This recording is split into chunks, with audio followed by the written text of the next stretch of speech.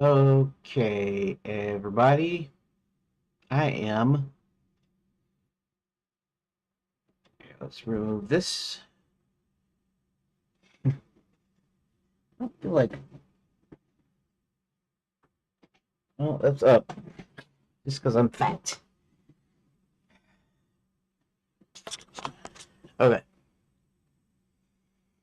all right.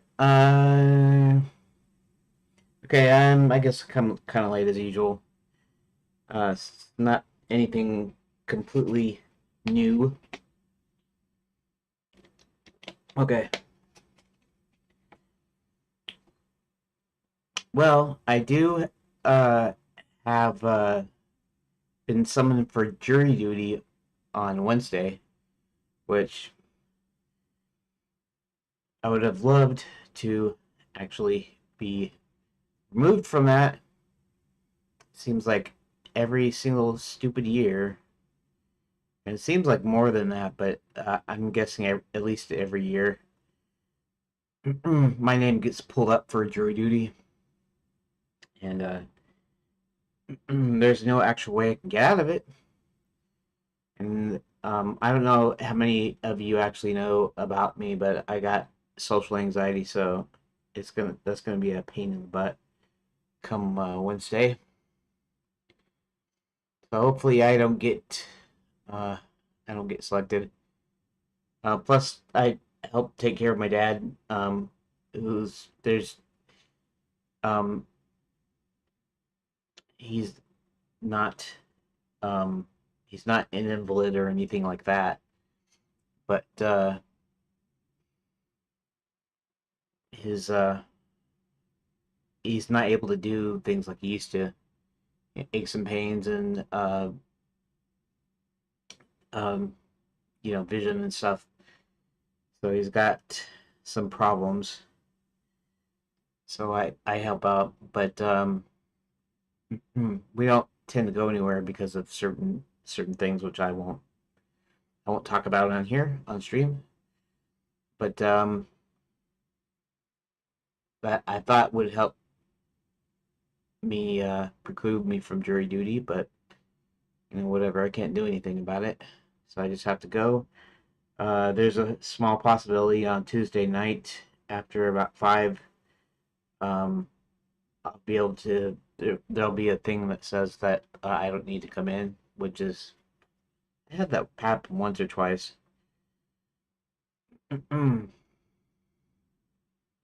But yeah, I get too nervous and stuff. I have to go and do stuff that involves talking to people. I can talk to you on camera; it's not a problem. I can go to the grocery store; it's not a problem. I can look people in the eye. Certain things are fine, and it does depend on the day, what my mood is like, and there's a couple of different things that th- normally things are normal and I'm fine. If I have to do anything, that's when I'm not fine. So just going to the grocery store and stuff doesn't really bother me that much. If I have to go ask for something or ask about something, sometimes that can be not very fun, right? And sometimes uh I've never prescribed, or I've never felt like I've ever had an actual official, like, um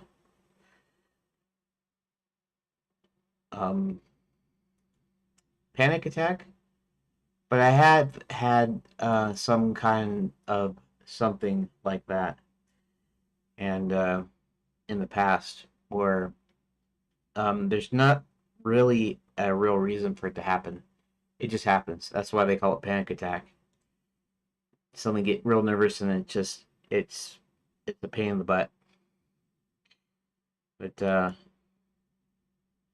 so more than likely Wednesday I won't be streaming at all. I mean, there's a possibility I go into for jury selection and I don't get picked, and I come back home sometime in the morning, and I might still be in time to actually do a stream, maybe, but more than likely not. You know, I don't necessarily. I'm not going to assume that I'm going to get out of jury duty. Like, I'm not going to be picked or something. I'm going to hope for it, but I'm not assuming it. So, so Wednesday, I might be not be streaming on Wednesday. But anyways, what is this notification? That's mail related. Okay, let me check that out before I Oh yeah, my link tree. Okay, .com. Yeah, the stupid Brave browser kept doing the thing where it says make a default keyring or some stupid crap. And I already did the thing yesterday, and apparently it didn't take. So now I set the desktop, the launcher, I guess, file exec to actually um, use GNOME for password storage or whatever, regular GNOME. I guess it's cited in my system. I don't know for sure, but the whole keyring thing is kind of annoying. That means I have to sign into everything again, so it's not very fun. But anyways, I keep getting this thing from Substack, and I don't even know where it came from.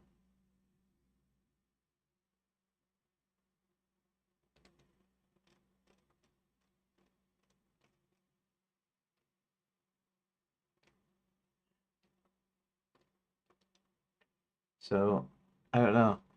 The reason I don't delete this email, you can't see the email anyways, but the reason I don't delete it is because it seems like a legit, like something I must have signed up for. Although I don't really remember signing up for it. It's not selling me anything. It's like a newsletter or something. And I still can't figure out why I'm getting it, but whatever. He has answered and said, Lo, I see four men loose, walking in the midst of the fire, and they have no hurt. The form of the fourth is like the Son of God. Daniel 3:25.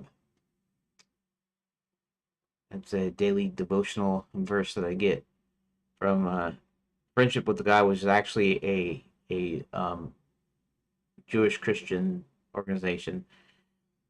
The guy that heads it up, Tom Cantor, is a Jew, but he's a believing Jew or a Messianic Jew, if you prefer, whatever. So I I listened to his radio show like years ago, and I liked it, and so even though the show is no longer where I can listen to it, I do still get his little daily daily Bible verse or whatever. Anyways, so we got that user brain, and then we got those two. Okay, I guess I can close my email. Again, I realize you can't see it, but that's okay. All right. So, it, do I got everything? Okay, that's live. So, all right. And let's go ahead and go to YouTube live, and I'm live on YouTube, and I should hear my voice here, I think. Yeah. All right. I'm gonna go ahead and mute my audio. I just try to tend to keep that keep the lives up while just in case I need to check and see if everything's working. So I gotta keep it running. But anyways, let's see now. Before I actually expose you here, um,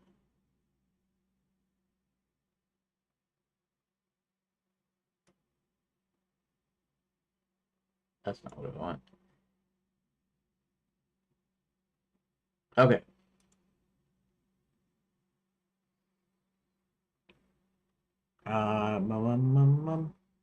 Mum. And anyway, there's nobody's chatting in YouTube or Rumble, which is par for the course. one of these days I'm gonna get this going pretty. I'm gonna get this set up to where I'm am streaming at on time and have things a little more organized. So let's go to favorites and let's run Redot phase one channel lands.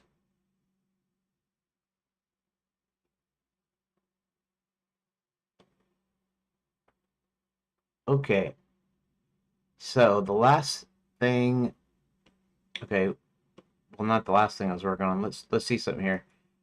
Look where notice only John's left. Okay, so you pick John. That's there. Extra. Uh, hmm, pardon me, sleepy. Um.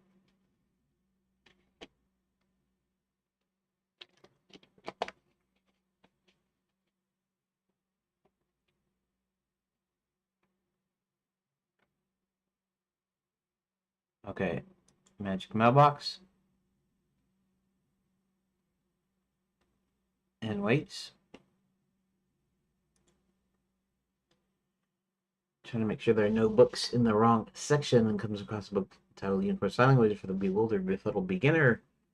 The book has no barcode or Dewey Decimal Number or any kind of external label. He looks around the library to see what section it belongs in.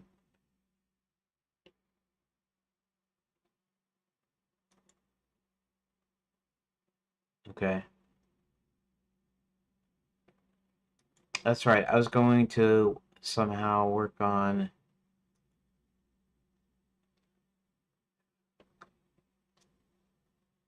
Okay. So what I've been was thinking here was to. Okay, actually, let go of the desktop. Sorry about that. Actually, let me shrink this down before I go back to the desktop here. Give me a quick sec here. Okay.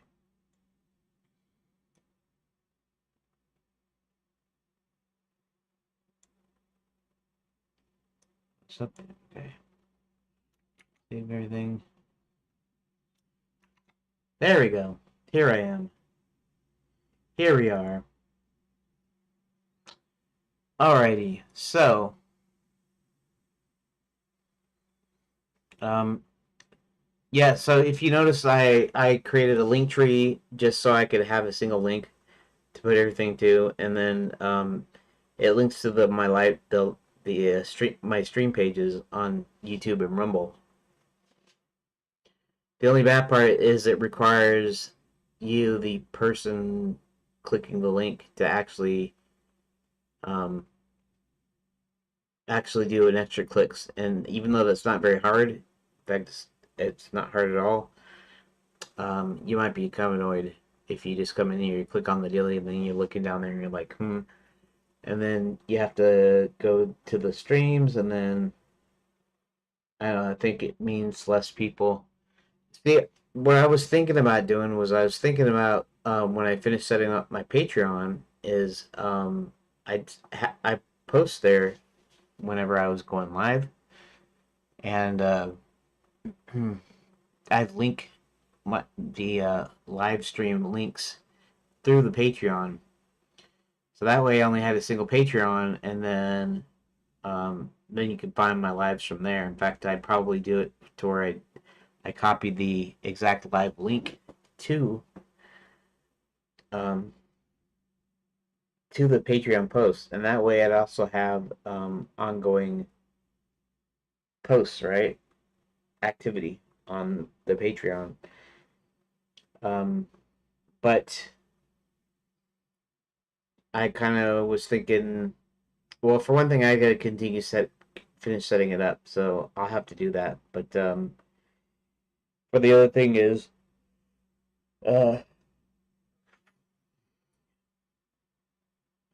that this is what you get from lack of sleep, and I know I need to get my sleep schedule back to normal. So I'm gonna try to go to bed at a reasonable hour tonight. I'm gonna try to fix it. I'm trying to go back to normal, to where I'm not yawning and crap all the time. So apologies for that, for slipping. But you do this day in and day out, and um, like I said, I don't really have time. I mean, I got a whole day, but I don't really got a whole day because in the morning I'm supposed to be cleaning and cooking lunch, essentially cooking our first meal, and then um, I sit and watch some stuff with Dad on YouTube. It's usually Bible Christian preaching stuff, and then in some cases it's not. It's more like health stuff and supplements and things of this nature. But so um, even though I could spend time like working in here instead of watching videos with Dad, I'm still watching videos with Dad. You know, it's a time that we spend together, and then of course he lets me come in here to do the live stream. He'd rather not spend 3 to 4 hours every day doing that, but at least I'm keeping it now down to every weekday, because I'm not streaming my editing anymore, my video editing. But so I have that, and then I have that, and then afterwards I have dinner, and then I spend more time with Dad till he goes to bed. And then the only extra time I'd have would be after he went to bed. And normally I should be going to bed at 10:30, 10:30, yeah, 10:30 at night. But usually, more often than not, it's midnight. Midnight when I want a somewhat decent amount of sleep. That's 6 hours instead of the full like 7.5 hours of sleep. It'll be 6 hours, and it's usually okay. It's not still not the best. It'd be better if I could do the full 7.5, but 6 hours is okay. And then if I go any lower than that, which I do often, then I end up yawning, and you can see me dozing off in the midstream and stuff. Um, I don't doze off for too long though. I do it for a second, and then I go, wait, I can't do this. And anyways, should get things back to normal. Yeah, all I was saying was that unless I take that extra time at night, like usually about the time Dad goes to bed, I'm working on the kitchen, clean the kitchen. You know, in addition to cooking. I don't do all the cooking, but I do a lot of the cooking now, but more than I used to. And so, if I want any extra time, if I want to be able to watch YouTube videos of my own, usually they're concerned development and stuff, but they're still just learning stuff. It's not working on my game. If I want to do anything like that, I have to stay up, and you know, um, and even sometimes when I stay up, I don't have that much time because I take my showers at night. And anyways, I can't get this sleep out of my eyes. My eyes are whatever. Anyways, um, so yeah, I don't get a bunch of extra time to do a bunch of extra stuff, including stuff like my Patreon, and which I'm trying to work on getting up just in case somebody finds my stuff good enough to want to support. Like I said, I may even be having to give up internet here soon, so I'm not really asking you to, or anybody listening to this, which is probably nobody at this moment, but I'm not asking you to get on my Patreon. In fact, I'm not providing the link either, and not that you couldn't find it because you know my name, so you could probably find it through that. But it's not set up completely properly. I have to rejigger the tiers, and I have to do some stuff. But anyways, let me get back to the game, which is the reason that we're here. Okay, so Uh,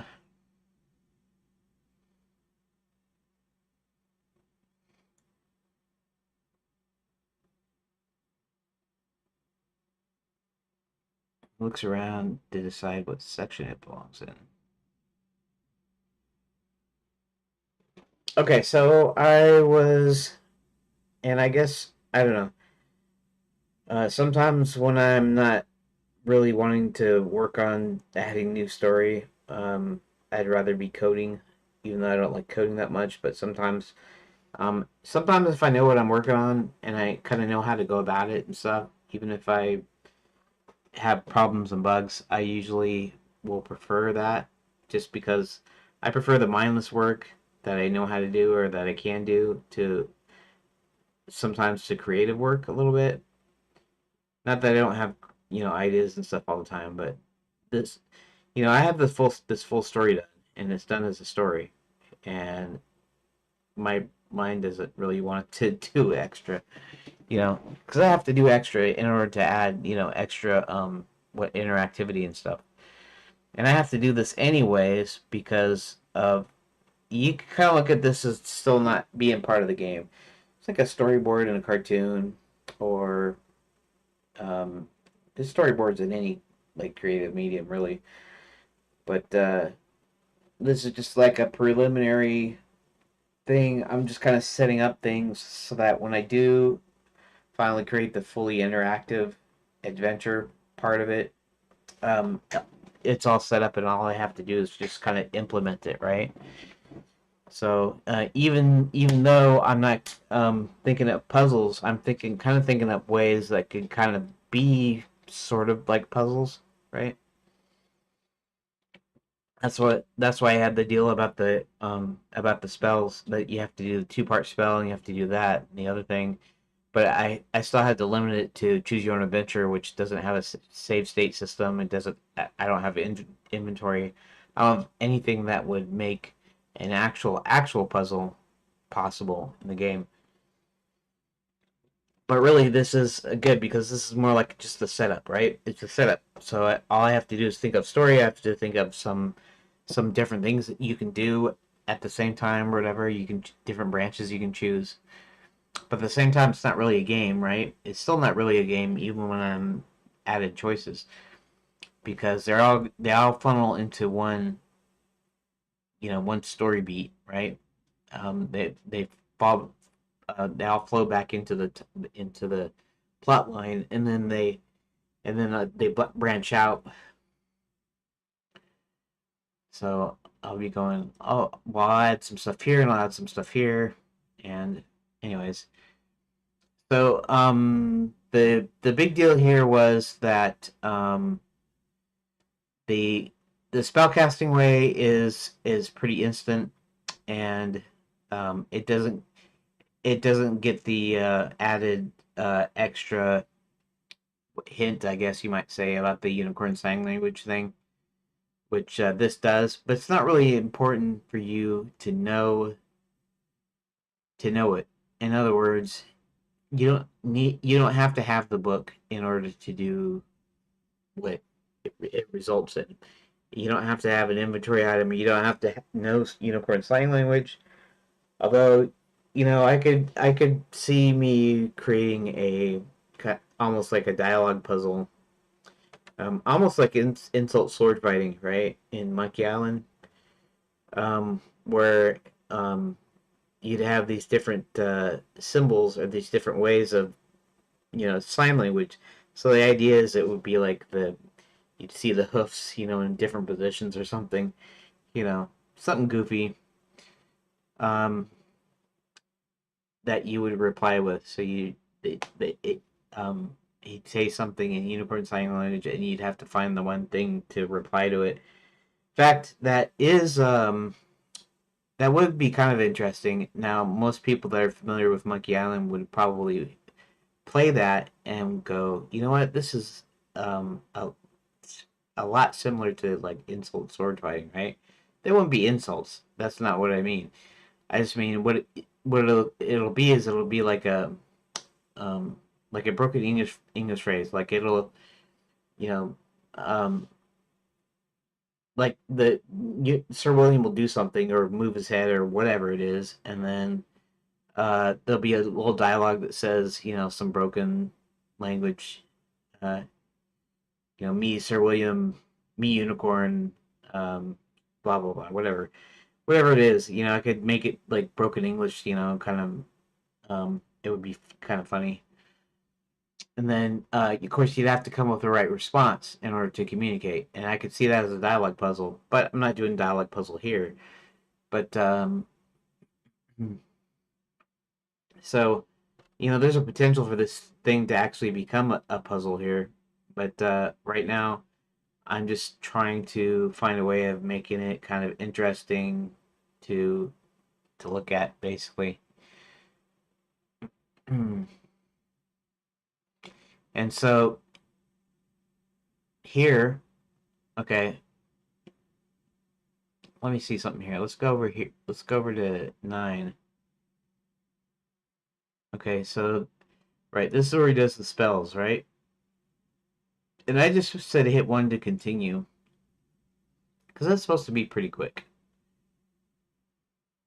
And then what's this?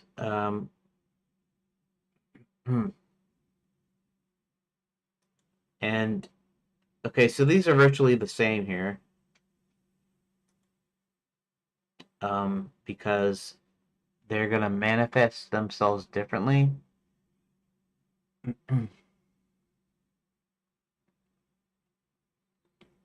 How's this gonna go? How's this gonna work? Um,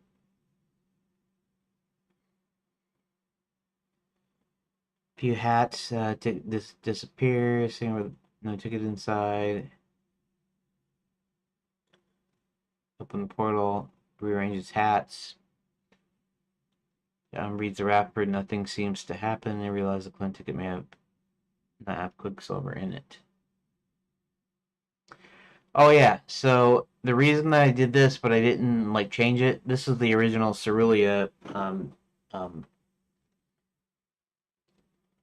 tag, and you're not going to Caves of Dragonmount. You're going to be going to whatever. You're going to be going to the you're going to be going through the portal here. But we're first introduced here. He's going to have to figure out how to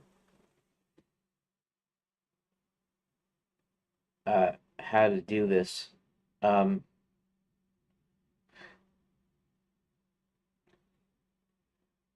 not sure. Well, I mean, it could be a puzzle. This can be part of a puzzle later that you get the different pieces, but you also need to somehow set up the puzzle so that they know what it's about. Um, so in a fully interactive, it'd be you have the inventory and everything. So this thing would show up in your deal, and when you examined it, it would say something like, um, "Looks like some sort of a silver ticket." With the words, "The bearer of this gains entrance, one entrance into enchanted lands," or something. But then you could say, flipping it over the back, you say, "Well, there's only part of some like words here," and somehow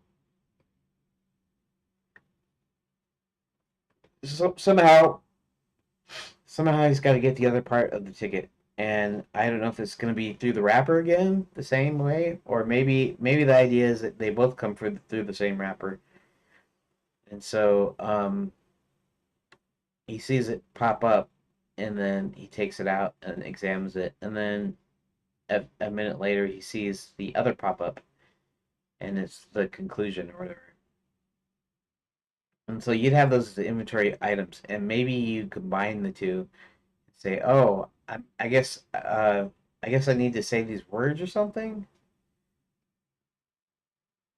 and then that gets him to into the gets the portal open.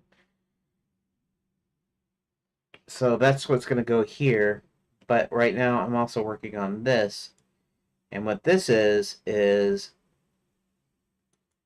So he's putting it in the mailbox, and so this is going to get him the mailbox. Now, um, we have a thing here. Okay, so how do we make it like a penalty, even though it's not a penalty? In other words, I could say this thing that John goes to the store and then he goes home and he goes to sleep, and then the next day he goes back to work and then he gets off of work and then he's going back to the same store again so he can get his favorite candy bar again. And you know, all, all it amounts to is it amounts to an extra page that kind of essentially says the same thing that the other one says to open the portal. So I want to somehow express the delay, even though it's not going to be like a actual time thing. Why?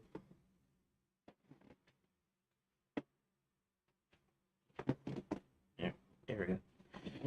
Okay, so I still have to figure this out. I have to figure out what's going to be in here and what he's going to do. Because there's going to be choices, right? Because this is just Hubert waiting, and then you're introduced to John here, and hmm, maybe maybe he should go home. That's an extra location. Now in here it's just going to be another Cerulean page here, but that's not really a problem. Um, but I guess instead of the book,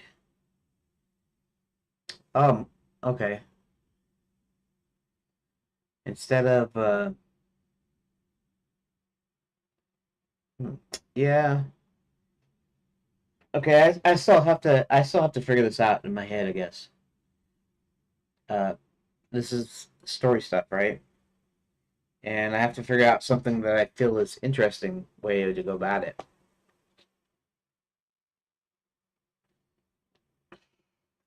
So really, I need something for John to do during the day, during for a day in game time, not in real time. Um,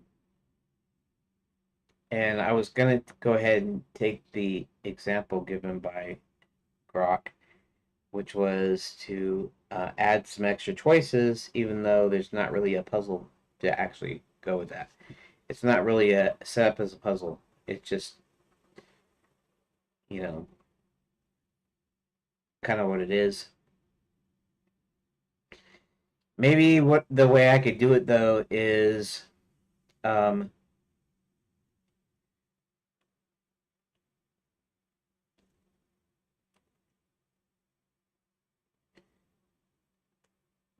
he'll have a maybe I'll okay, so maybe I'll do a couple of extra deals, right?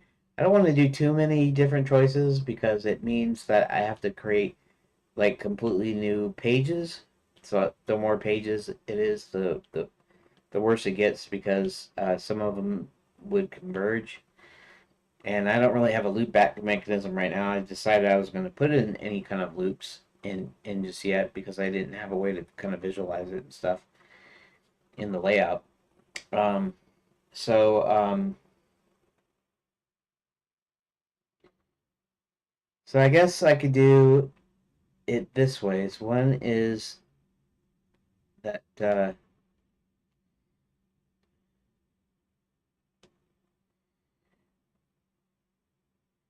what could happen is um, he could try to place it somewhere on the shelf and I don't know. Let me think. Decide what section it belongs in. He's going to look for a section. But maybe the idea is if he's going to learn Unicorn Sign Language, um, now it's not necessary. Like I said, later on, he's going to encounter Sir William. You're going to do a thing here where it's where you're interacting. That's not a bad thing though, if you think about it. Because I was just gonna do the thing where it's like a passing comment and you don't really reference it later. Because what it'll say is, he read a little bit about this unicorn sign language. Well, maybe he learns a few things, and maybe those things will actually help out when I do make puzzles. Maybe that dialogue puzzle with the thing of trying to figure out what Sir William is saying through unicorn sign language or charades or something. Um, and maybe you end up reading that in the book, so you take it home. You have John take it home, and then he reads through it, and then you actually learn some basics. It's like the original thing. Like you fight like a dairy farmer, and the response is how appropriate you fight like a cow, and that's kind of like the first thing that you come across as far as insult sword fighting goes, and then they clue you in a little bit, and then you can also learn by context. So I could do a similar type of thing where the gestures and stuff are in this book, and if you don't got the book, if you didn't wait for the magic mailbox, then you didn't get the book. Um, and so you could still play the dialogue puzzle because it wouldn't be super complicated, and you could probably infer based on what's being said. But at the same time, you get kind of a little bit of a leg up if you do that waiting bit. You don't do the spell. So it's almost like you're penalizing them for doing the spell again. Um, because if you remember, my idea here was that um, the the idea is that it's kind of quick and instant, but because Hubert's has only half of his magic, then it doesn't work completely to plan, right? And so the idea is, why wouldn't you go use the mailbox route? Because it would be the same way. It'd be stable, it'd be easy, it'd be safe, and you wouldn't have to do anything. But then I kind of go, well, it's kind of a no-brainer. Why would you go through the rigmarole of the spell and stuff? What kind of reward could you get for that, or bit of story could you get for that? When they both kind of end up in the same way. So I was going, okay, so what do I do to make this magic mailbox thing um, to make you want to choose the puzzle over the magic mailbox? And that's sort of the impetus here. It's like, okay, it's almost like a no-brainer. It's a no-brainer to use it because already he can't use his magic, or he shouldn't be using his magic.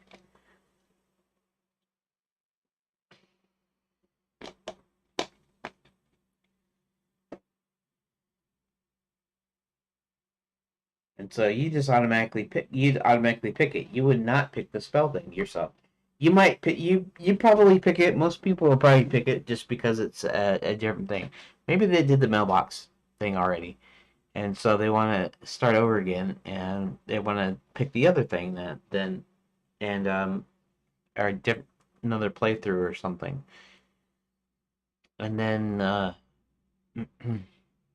that'd be the only reason they check the spell thing. The spell thing doesn't give you anything other than supposedly being instant. So, and really, what you need for a choice to be interesting is you need to be there to be trade offs. You know, uh,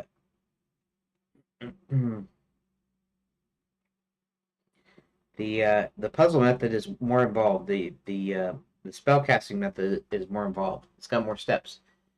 So you need to incentivize it in a way where you're rewarded for doing the one versus the other.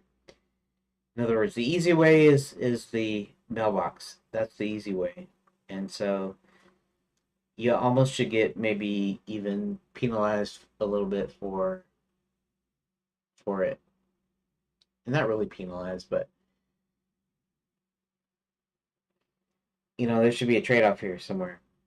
For it to be safe and reliable, there's got to be some other trade-off, and that's what I've still been trying to think about what to do. So I'm still kind of not sure about that.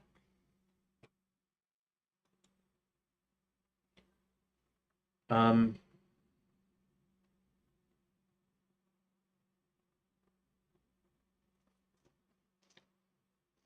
okay, well, I don't necessarily ask Grok, maybe Chat GPT though. Um, I used to like Chat GPT a lot more. Um, but when I started using Grok, I kind of got used to Grok, and um,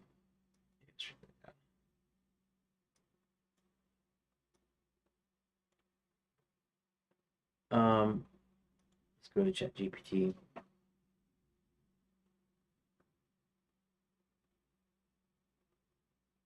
Oh, that's right. I gotta log in.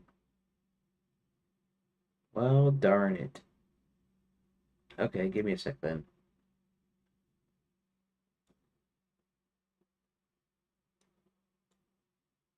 Okay, let me do something real quick.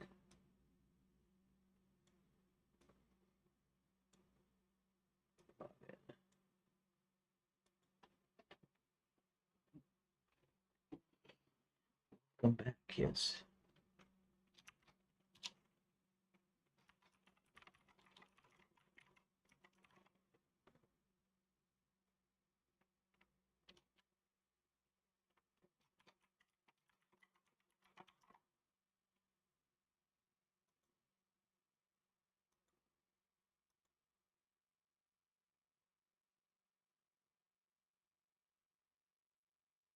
Okay,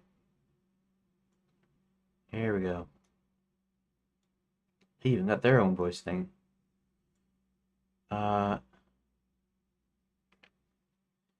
choose your own adventure loop.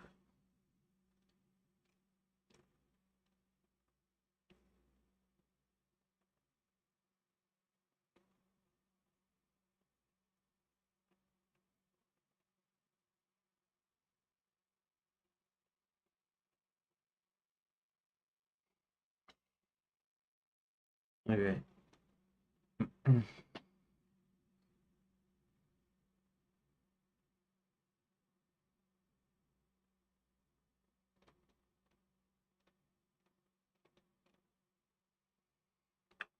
Okay.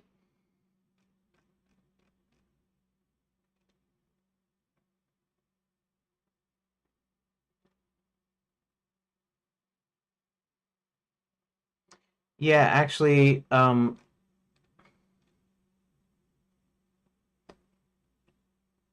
you ran page or reshelving yourself.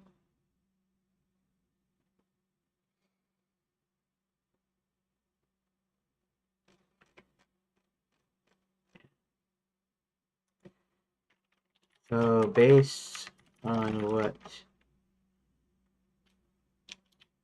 the current conversation, what are the pros and cons of doing choice A, which is sending the ticket through the magic mailbox, or choice B, which is to use some spell casting which doesn't quite go to plan and yet still ends up getting you there.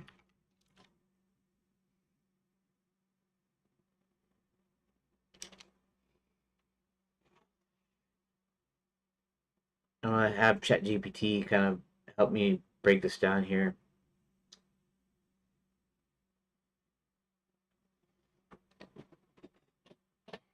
Prose narrative depth. Allows for the full day in the life of John, creating space for character development and world building. Okay, so I could think about that, where he actually goes home and you actually get to be in his house, and but I still have to figure out something for him to do there. In other words, I can't just put them there. You know, interactive opportunities, foreshadowing setup, smoothly introduce the universe language with natural setting and pays off later. Pacing variety are more. Okay. Cons, lower momentum. Might feel like a detour for players who want to get to the magic adventure faster. More pages to manage. If you make multiple interactive scenes in the library, it adds more rooms to build. Doesn't showcase Hubert's flawed magic much. You missed a fun opportunity to show Hubert's half magic failing spectacularly. Yeah, that is kind of a con. I guess that's not exactly a con because what it is it's a foreshadowing. Uh, you're foreshadowing one way, or you're foreshadowing the other way. If you do it this way, you're foreshadowing the unicorn sign language deal. Like you'll have to use it later on. It's at some point, you know, and you'll have that information there because you already looked at it. Um, you won't. Now, even though you still go through the scene, you're not going to kind of have that knowledge about how stuff works when you actually get there. You'll still be able to play it though. So it's not like it'll be a thing where you have to know it to actually be able to play that part. So so yeah, it doesn't actually introduce it now. But if you do the magic way, then you're introduced to Hubert's problem, and but then you don't actually have that little precursor about the book. Choice B spellcasting.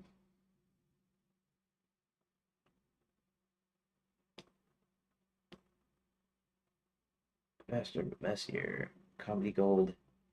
Half spell offers 10 opportunity for physical comedy, unexpected results, magical mishaps. Well, this is the choose your own adventure part, so there's not going to be much physical comedy here. Only when I start to get into visuals will there be. Um, anyways, it immediately throws the player into the action with little downtime. Spotlight Hubert's character. Reinforces the central quirk of Hubert's magic. It makes his role more memorable. Instant gratification. Cons, lose foreshadowing opportunity.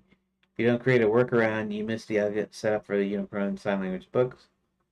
Harder to justify later knowledge. Without complex state tracking, John Maddox knowing about the Unicorn book may feel like a plot hole or lazy writing. Less world building for John. You lose a chance to let players get to know John in his mundane but relatable world before things go magical, which is better. Depends on your priorities. If you want more grounded self lead in, go with choice A. If you want fast pacing chaos humor, go with choice B, or offer both. Well, I'm going to be letting the player decide.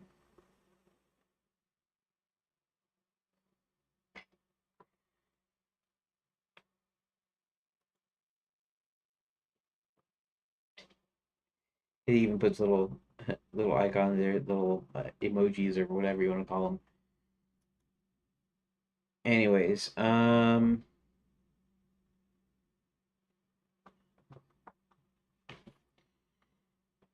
know what? Would you excuse me for just a second while I go adjust the thermostat?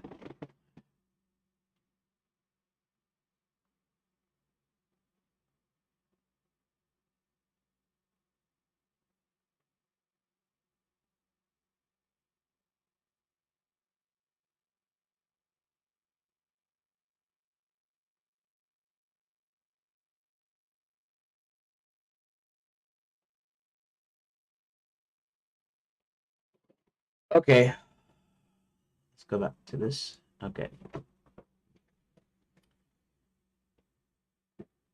All right.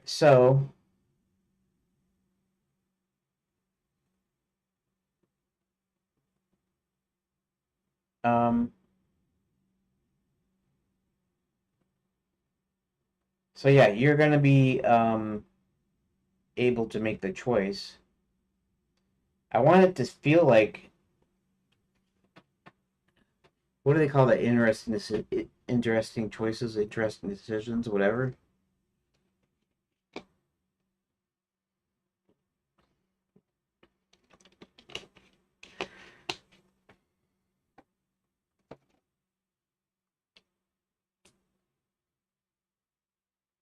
The one thing I can do with the Magic Mailbox one, because they're different deals, um,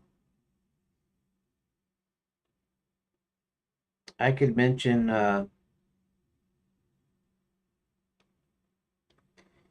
Okay, so there's the one thing. The one thing here is that I can't do a thing where there's an inventory item that you need to keep, because if I do that, it has to be in both choices. So if the spellcasting one has it where he actually brings the Unicorn Sign Language book home, then he's got to do the same thing in the other one, and that's easier to do with the other one. The other one he can bring it home, but he's got to have the book in both cases because I'm not referring back. There's no state. There's no thing with the inventory that says, "Oh, you have this." It just the story says you have it. If the story says you have it, then you have to have it on both points. You can't just do it on one and then not the other, and then expect to, oh, I have this book here, and never had it in the first place. So that means that they both got to do the thing where they both have the book.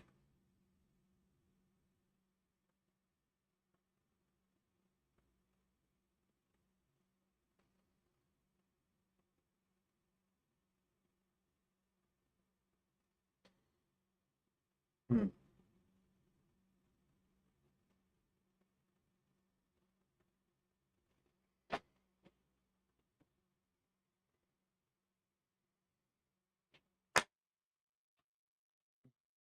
Okay. Maybe I need some more ideas here. Um,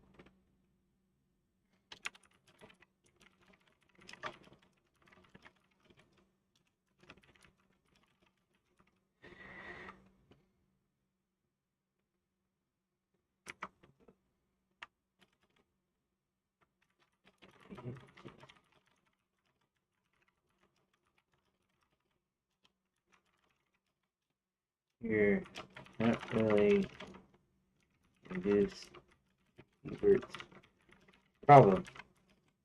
However, he is the spell casting choice.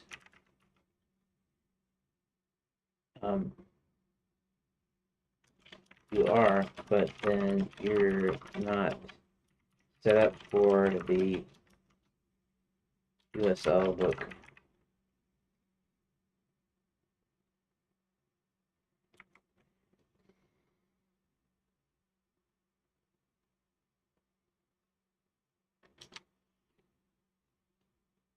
I'll just see what it says. It's giving both choices, but letting them subtly highlight different pieces of the story. That plus suggests to balance things narratively, even if the player only picks one path.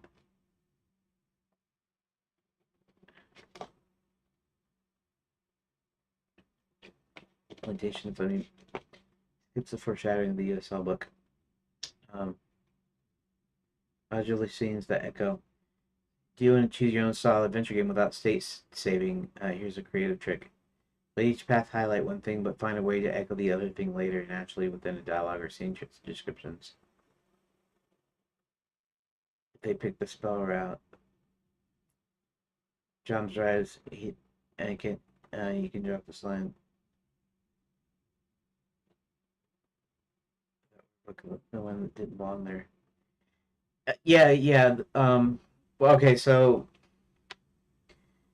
I have to do this no matter what because this isn't the result of a complete alternate timeline.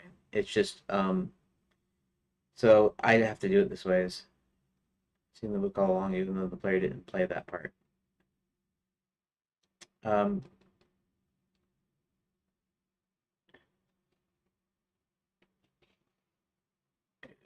raise. Use the mailbox again. And there goes summary. Good.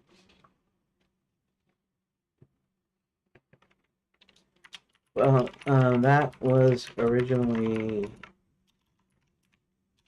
going to be what the USL book idea was supposed to be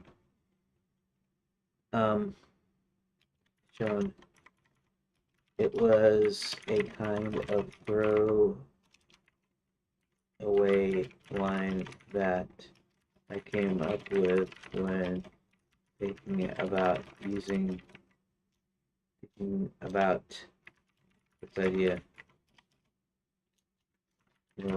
Mention. Oh yeah, um, I remember reading a book about this, which is just a small setup for the actual dialogue.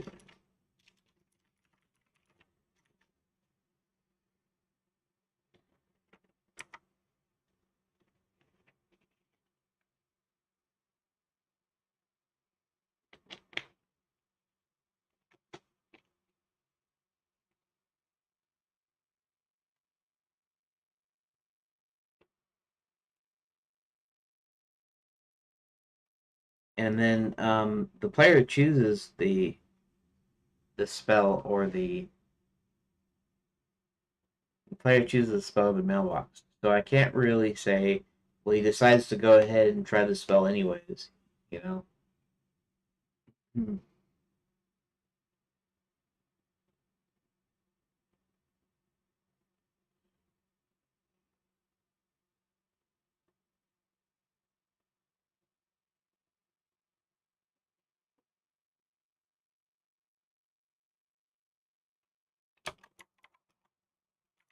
The question is how to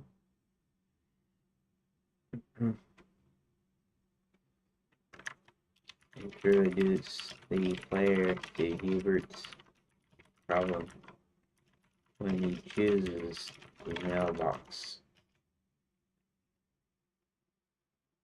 choice. When he uses the mailbox choice, whatever.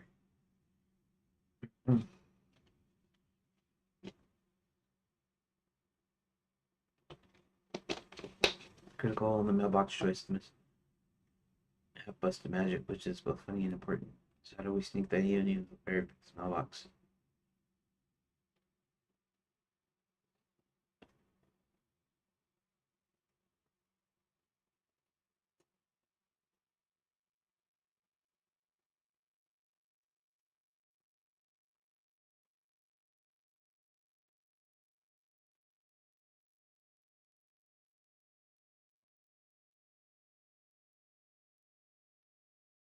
He almost uses magic but remembers just in time.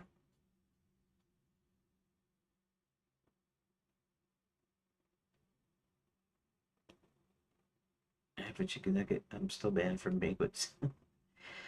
Actually, most people are going, the AI is never going to be able to do this creative thing. It's not going to be able to come up with the stuff. Well, this is just, I mean, this is just a sample, and I guess I realize it's just a fancy word picker, but this came up with something that to me is funny that I could actually put in there that would fit into my game. I probably won't take it. Again, I'm trying to not rely on the AI for the stuff, but just to help me bounce ideas off of. But this is funny. He paused. Held the ticket, eyed his wand, and lifted it with a flourish, then paused. Nope, nope, not this time. Last time I tried sending something via teleport, it landed in the queen soup. Half a chicken nugget, I'm still banned from banquets. I mean that's funny, right? He turned to the enchanted mailbox instead. That way you see the humor and flaw without requiring the alternate path. And I might just use that idea. Almost uses magic, but it just remembers in time. Side commentary for an NPC talking furniture, maybe. Let a character or object pointed out. Example, as he dropped the ticket in the mailbox, Dusty spellbook on his shelf sneezed. Oh, sure, now you use the reliable method, it snarked. Shush you. The last time I tried magic, the castle cat ended up with two heads. This brings the world of flavor and reinforces Heber's magical dysfunction. It's coming up with like cool, like creative stuff on its own, you know.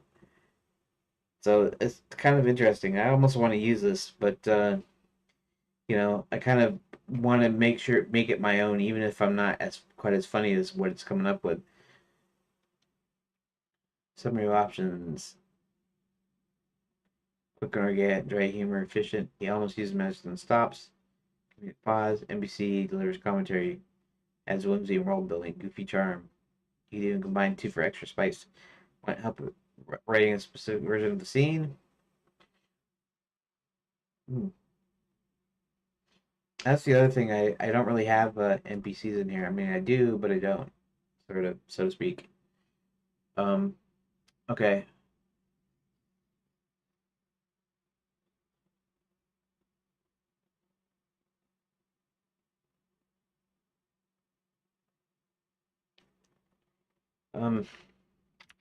If I'm setting him up in the mailbox scene, then I can probably also set up the USL book in the spell casting scene.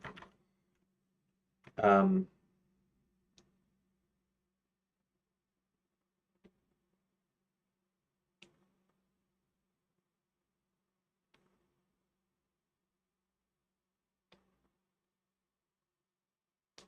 that's not it.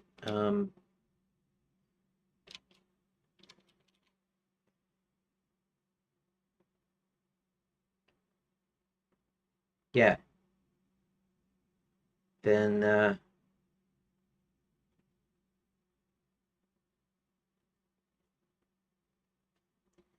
yeah, if I'm telling them about the spellcasting problem in the mailbox scene, if I do the spellcasting scene, I could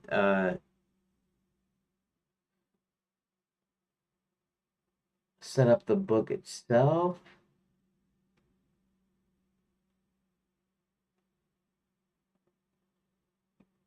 Yeah, because during this one, he'll learn about the book. He'll either go home or it'll be on a shelf or whatever. And so, set up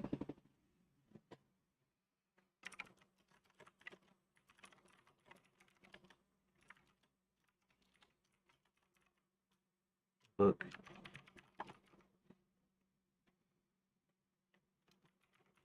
Testing scene.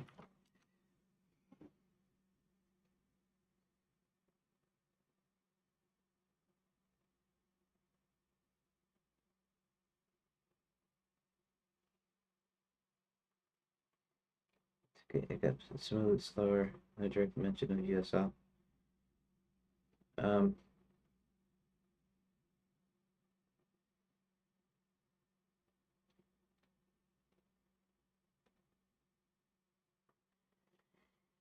Spell eventually kind of works, but later, when John is examining the weird ticket fragment, he finds a note glyph for reference to the book in tiny magical writing like.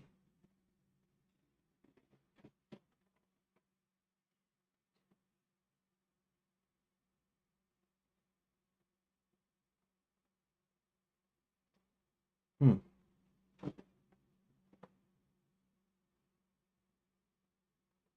Because in the mailbox scene, he finds out about the book for sure. In the spellcasting scene, you can just make a reference that he saw it, right?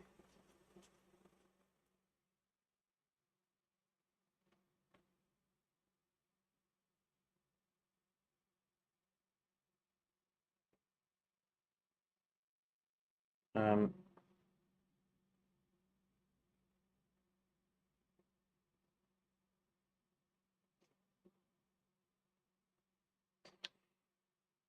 yeah, I still have to figure that out though. He's not going to see a reference, and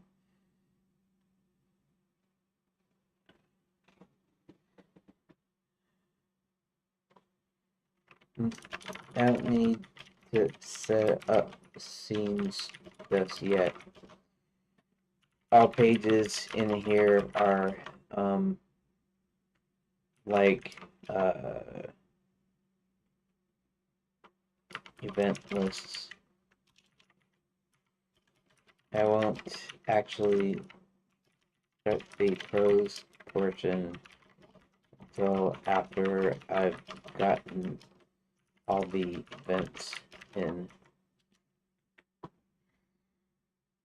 Okay, so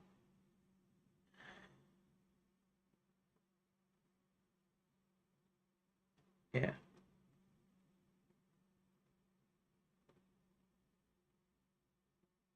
you just spell.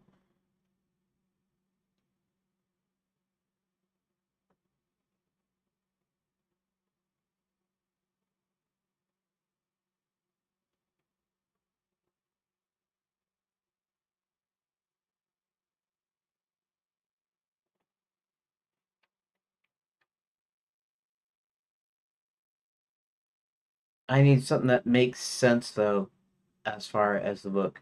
I suppose he could just be talking to himself and saying, that Unicorn Sign Language book, that didn't really belong there, did it? You know, or like,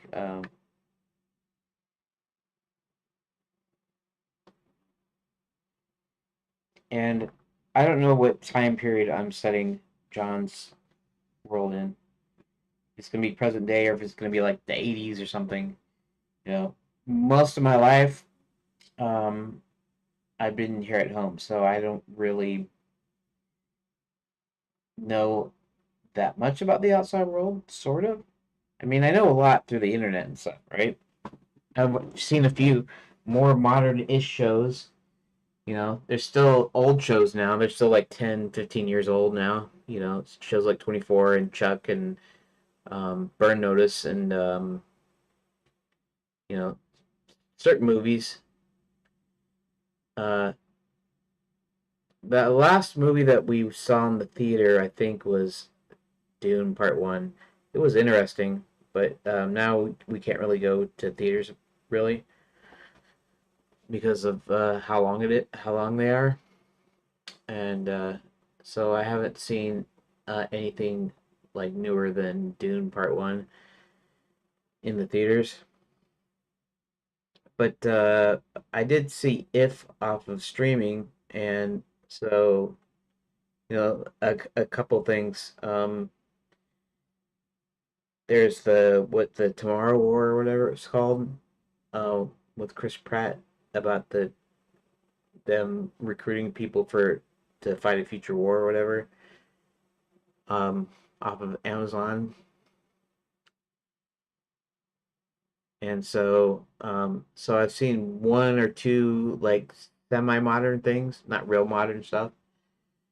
So most of the time I'm pretty sheltered, and most of what I remember, and now even that's slipping. So it's like I don't know nothing anymore. But most of what I remember is back when I was a kid, right? Which was in the '80s. I was born in '75. I grew up in the '80s. I was a teenager in the '90s. You know, 1990, I would have been 15 in 1990 when I started high school. I didn't like the 90s very much. I was kind of semi-sheltered then because I'd stay most of the time. I'd stay at home. Now I'd be watching movies and stuff that were of the time period. So through the 90s and stuff. But more sheltered. And since I didn't like the '90s, I didn't like the '90s very much at all, really. Um, but so what I would remember a lot of it was the '80s, and even now I don't even remember a lot of that. So now I'm just kind of my brain is kind of don't know nothing. But now I'm watching a bunch of old stuff. I'm watching old 30s stuff, but then also popping up is some '80s stuff lately that I never really watched, maybe, or not that much, or never caught that much. For instance, we're watching Hardcastle and McCormick. which I never watched back when it was back in the '80s when it was new, and uh, and I don't think I was ever really that interested because really it's in a sense it's just a cop show. It's not really a cop though because the premise is that this retired judge and he does it seems like half the time in the series though that he's not actually retired or whatever, but and that he's actually an active judge still, but a judge who's busted this guy for stealing cars. Um, uh, Catches him stealing another car, but instead of sending him back to jail, he he pulls him out of jail and says, you know, if you come work for me and help me out, we put these bad guys behind bars, then I'll keep you out of jail, kind of thing. And it's actually pretty cool. It's pretty action packed and stuff, but it's a typical TV show. And if I was a kid, maybe if I had watched them when I was a kid, maybe if I'd actually watched one or two, I would have got hooked into it because the action's pretty good. It's got this really like cool kind of race car kind of thing, and and it's a Stephen Cannell show, the guy that made the A Team, you know, Rockford Files, and there's Renegade in the '90s and whatever. So he tends to do at least a one car flip um, in every episode. Not in every episode necessarily, but so far. But with the race car, he has it jump off, and it usually there's almost always a jump in it, and so like okay, so watching Hardcastle McCormick, which is a show that I never watched before. Um, when it was rerunning on I don't know Get TV or something a few years ago, Crazy Like a Fox. It only lasted 2 seasons, starring Jack Warden and I forget the guy that plays his son, but his son is a lawyer, and it's a pretty fun adventure, you know, show. And so I'm watching a lot of old stuff now, so I'm just completely out of time that I probably wouldn't be able to make something that was inherently modern. I mean, I could fake it probably, but like the lingo and the way, you know, the way kids act and what they like nowadays and um, you know, just a lot of stuff has changed and I wouldn't put any woke crap in it and any you know, like adult crap in it. So, not that I have to, not that you have to, anyways. But I'm just saying that I have this kind of strict kind of sense here. Like it's, you know, a lot of the times it's normal for a boyfriend and girlfriend to live together, right, and sleep together. I would never portray that in my stuff because I don't believe that's right, morally right. Because you're gonna always end up doing something you kind of shouldn't be doing, kind of thing. Regardless of whether you that are listening to or watching this thinks it's okay. I don't think it's okay, so I won't put it in my stuff.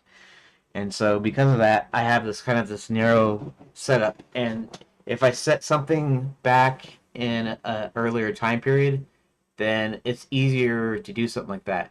Yeah, in the '80s they did all kinds of stuff, you know, um, adult magazines and on you know stuff on videotape now, and um, you know the morals weren't the greatest ever in history in the '80s, but they were better than they are now.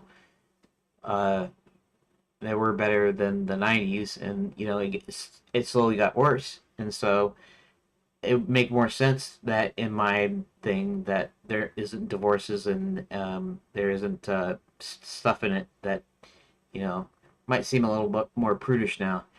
You know, back in the day, you watch a pre-code movie, and before they were able to pretty much put stuff in, you know, sometimes they had sexual innuendo, and they had some bad stuff in some of the pre-code movies, which is pre 1933. There's a transition between 33 and 34, um, where basically they're showing women in their underwear, and just not all the time, but just certain movies had more adult stuff. But even back then, if you looked at the way it is compared to now, it's like nothing. It's like pretty pal. You could pretty much almost put stuff on TV, and even if it had some of that stuff in it, you wouldn't even be afraid that your kid were watching it, just because of how far we've gotten. And so it's easier to put more moral stuff um, into it if I do use an earlier time period. So if I use what I know, the period that I like, so maybe this takes place in the 80s. Um, at least as far as our world is concerned. Not the other realms. The other realms can kind of be timeless because they're fantasy things, you know. But maybe in ours, it takes place in the 80s because that's kind of almost what I know the best, sort of. Even though I don't really know much about anything. It's just the way things go. But, um, anyways, I'm not sure why I was talking about set that I wasn't sure if I was going to set it in a previous time period. But it had something to do with what we're setting up here. Certain things that they have.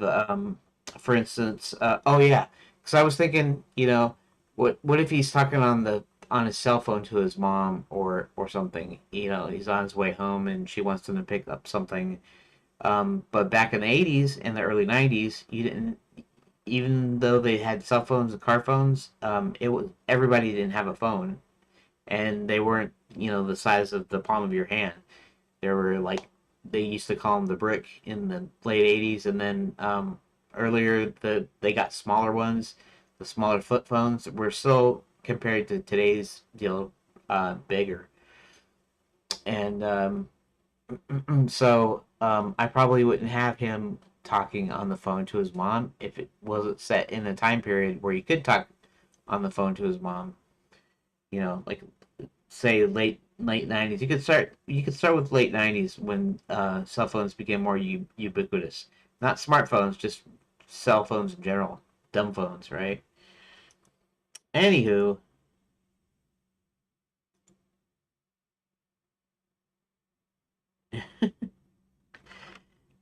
someone says I would expect the game to be finished already. That's how many streams you've organized already. Um, I don't get that much done in a stream sometimes. Um, okay, so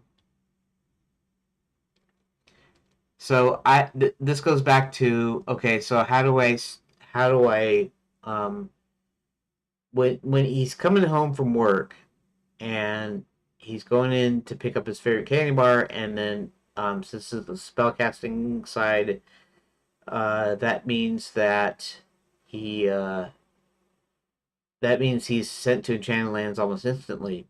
So you don't really have time to set up something other than him telling you that maybe he saw it. And um, who is he going to tell anyways? If he's walking home from work, who is he going to tell? Maybe he could talk to himself. It's like I said, if he was carrying the book, that's different. But then if he's carrying the book, I have to make sure that uh, John is also carrying the book in in the mailbox side. So maybe that's something I should do though.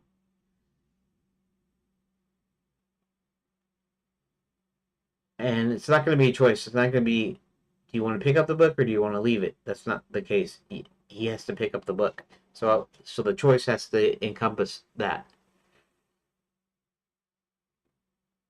So it might be he's in the library, he sees the book, and he says, that might be interesting. And he sticks it in his coat or something. Um,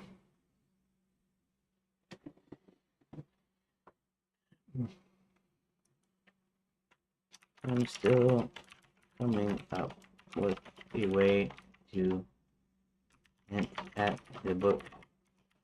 A spell casting side. I can't have him talking my smartphone unless it's set in the modern time period.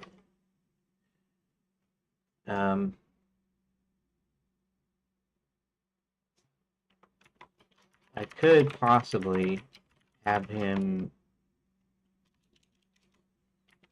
carry the book in both instances. In the mailbox route,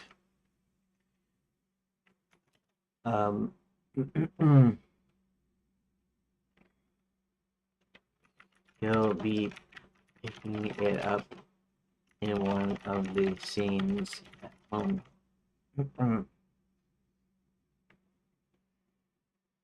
And I can still hint at his problem with magic.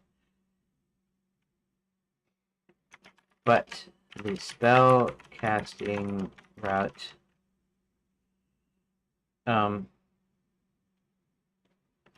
he'll just have to be carrying the book with him.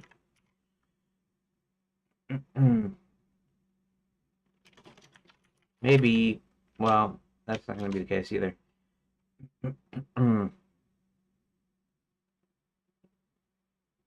Maybe he's reading it on his way home.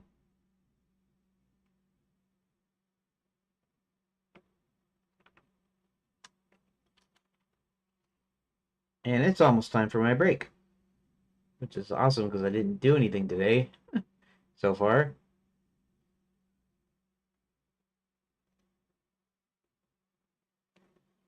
As Hubert prepares to cast a spell, he clears off cluttered desks.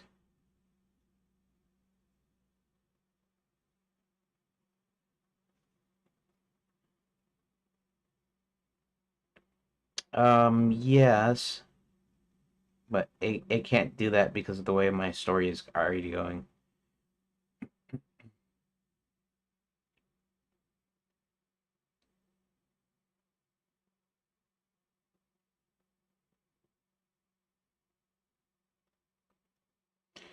I do have a small problem. The book is in a very odd college library.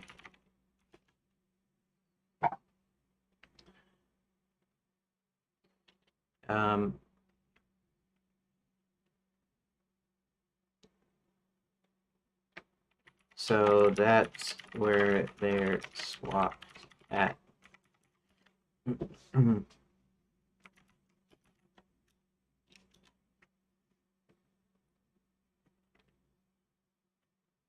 Yeah, in fact, he might give a hint too.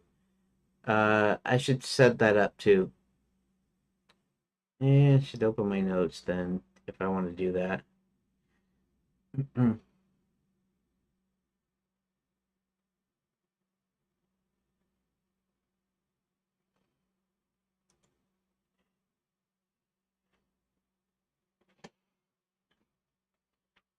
It's just that I'm slow. I don't do much other than talk a lot while I'm working. And of course, I do talk at the camera when I'm trying to think through plot elements or something.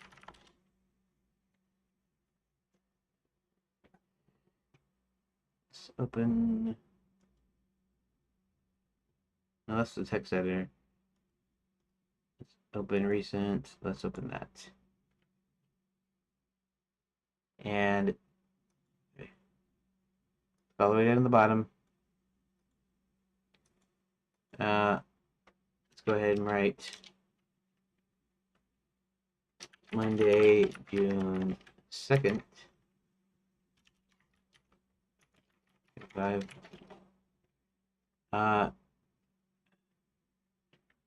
Right. Maybe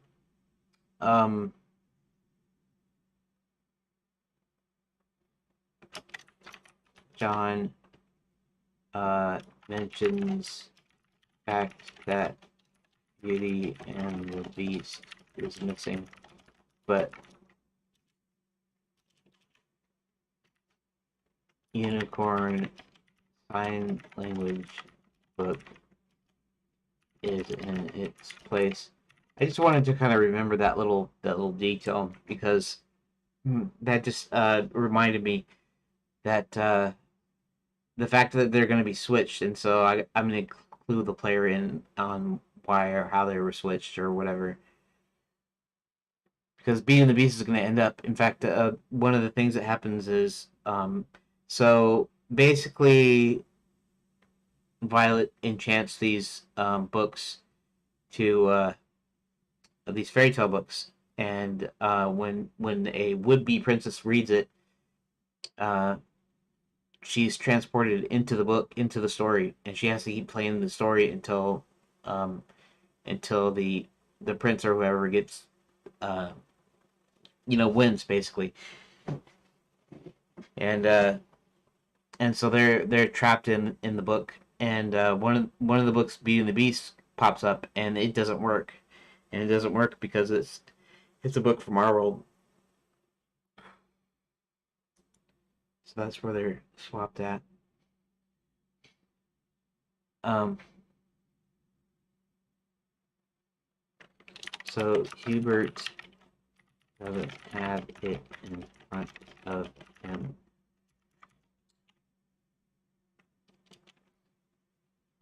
Now there is a small thing though. He's got a crystal ball, so somehow I could justify him seeing it in the library or whatever.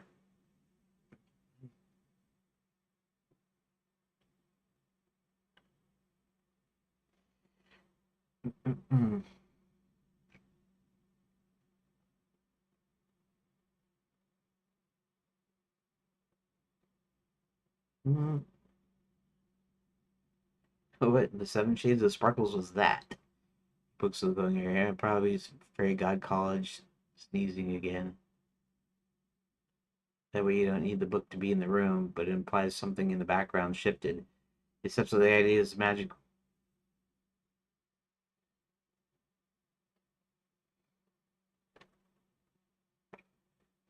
There's a thought there. It just occurred to me, but I gotta go to break now.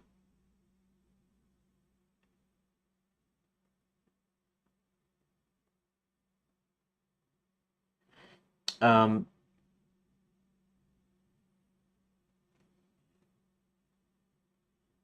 narrator line.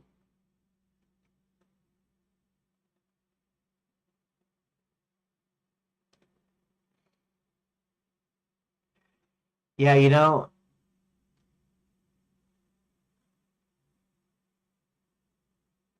another character later mentioned could do that.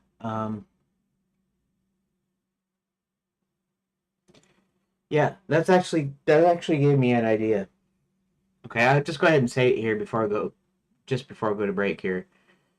Which is now let me think if I can remember exactly what I was thinking. Um, let's see.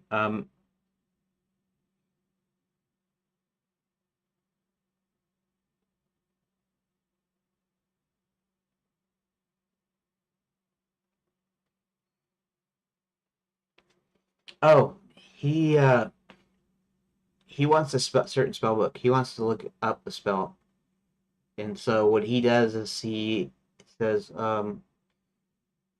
maybe if it's not too far, maybe I can teleport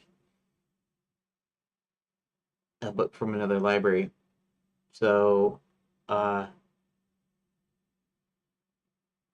So he goes to conjure up a book from Fairy Godcolor's library. Maybe it's there. Maybe he goes back to his crystal ball and he goes, crystal ball, show me where the blah blah blah spellcasting book is, and then it shows him, it shows Fairy Guide College library, and then so he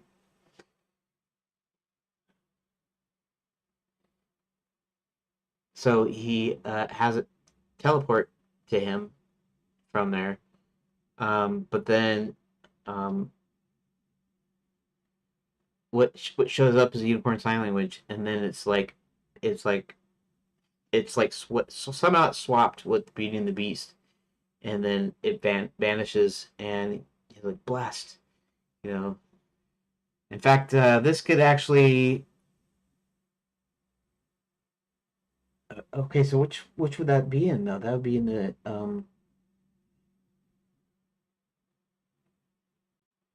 hmm.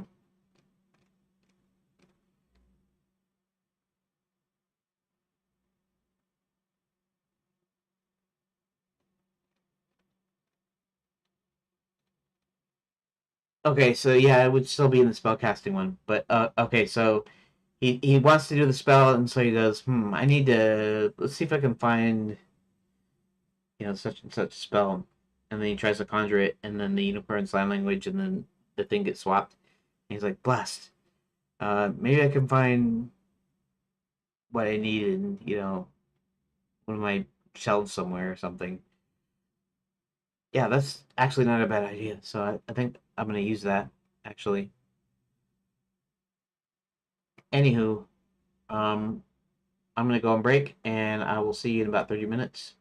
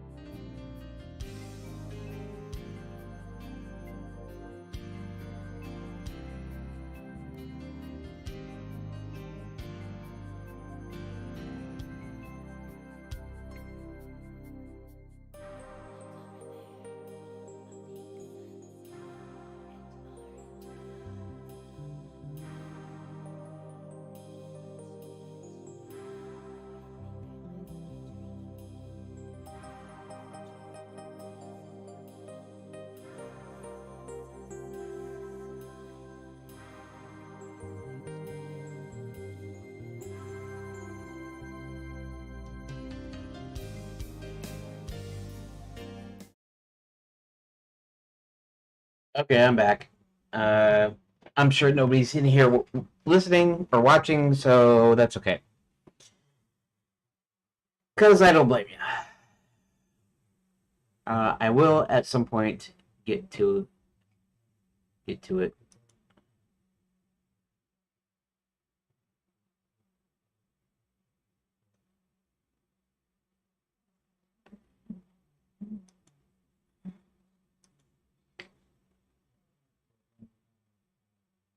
Oh, interesting. Uh, that some of the noise suppression, you might actually hear a little bit of background bleeding in. I'm not sure. You have the noise suppression thing on though, so it should be not. It should be minimal, but maybe you should check that sometime. Okay, so where were we at? Accidental swap. Oh, I was thinking about the accidental swap thing here, and maybe he does cause it because I didn't have a reason or a reason why or how they got swapped. It's just that the fact that it was swapped.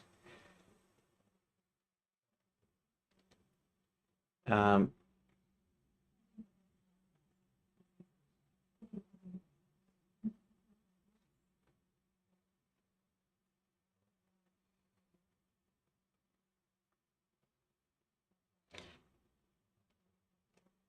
okay,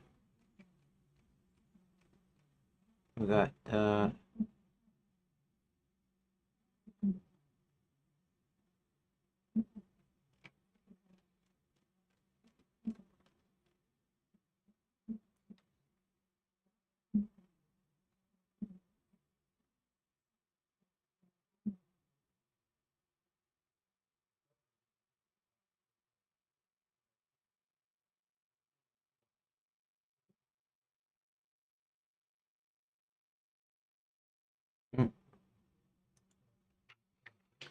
okay. So where was I?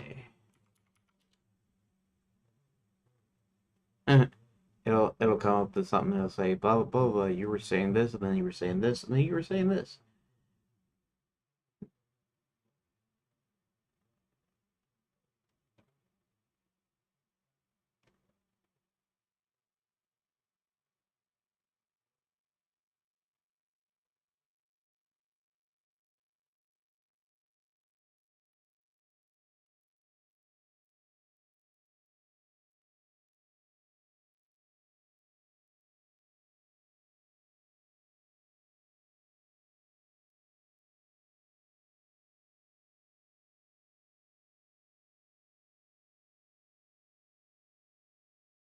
How do I introduce Hubris?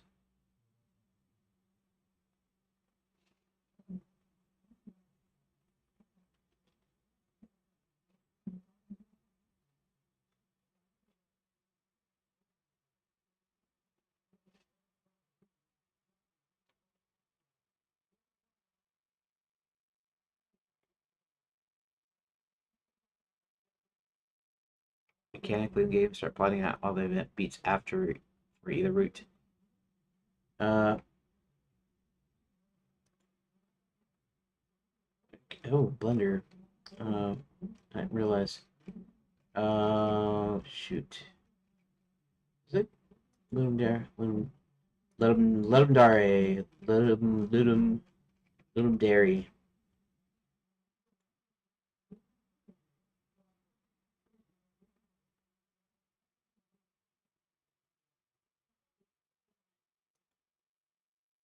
Eh,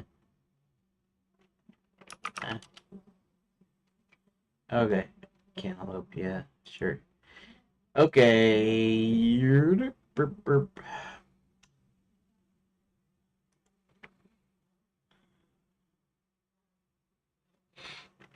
Okay, since I did not actually, what did I put in here? Um, maybe Hubert causes the books to switch when he tries using his magic. Um, Mailbox.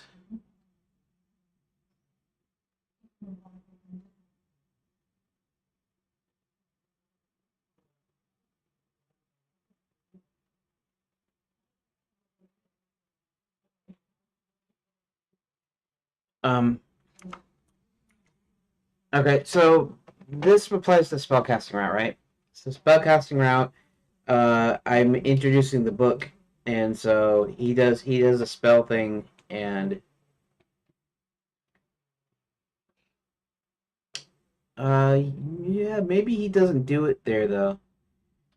Okay, so my idea was that okay during the spellcasting deal, he tries to pull a book off of the shelf with his magic. He figures that halfway could only the worst he could do is transport it part way and then drop it or something. Maybe it's just a thing that actually moves it out, and but instead it ends up doing this weird thing that causes these books to switch. And I was thinking he'd do that on the magic side, so I could introduce that. But if I don't do it that ways, then I still don't introduce the book on the magic side.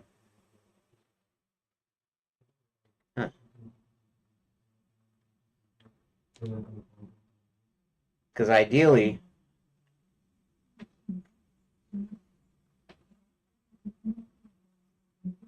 well, they get swapped in both cases, don't they?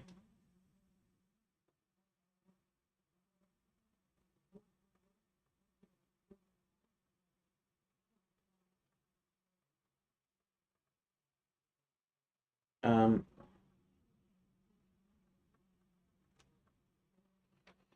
that might work. That might work. Doing it in both places might work. Because that's kind of the whole point. The whole point is that it's supposed to be showing both, right? So Hubert tries to do something with his magic, like pull a book off the shelf, and it ends up doing this weird swapping thing where he sees the one book, and for a moment he sees the other book, and then they disappear. And then that's when John ends up finding it in the library, the unicorn deal. In the spellcasting deal, um, it's a similar idea. They could both do the same thing. In fact, it could both be the same thing, honestly. Um, except that John never gets to see the Unicorn Sign Language book, though. Yeah, okay.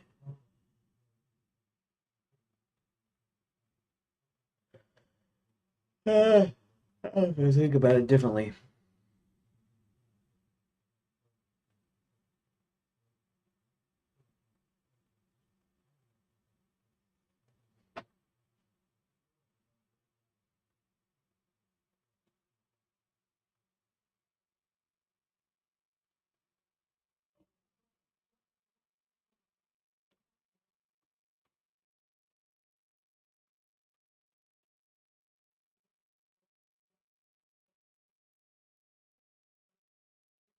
I'm still trying to justify. No,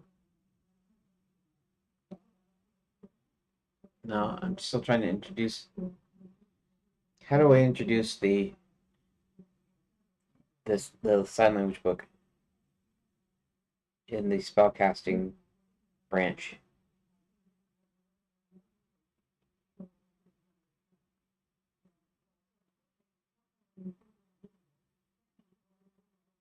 I'm not 100% sure.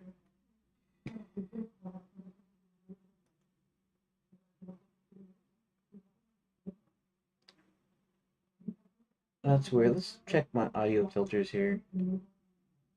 Um,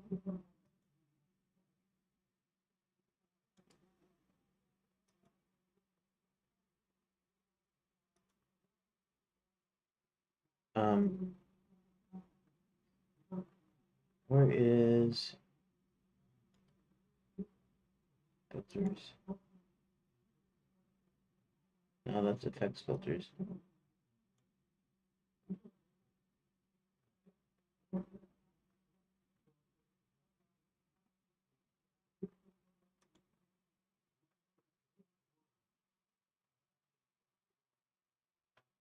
Copy filters, paste filters. Filters. We're doing the noise thingy. Huh.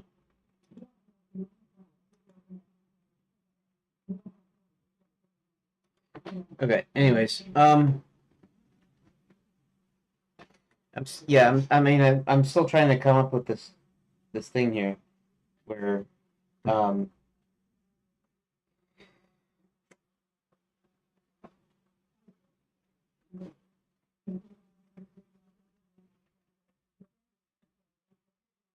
so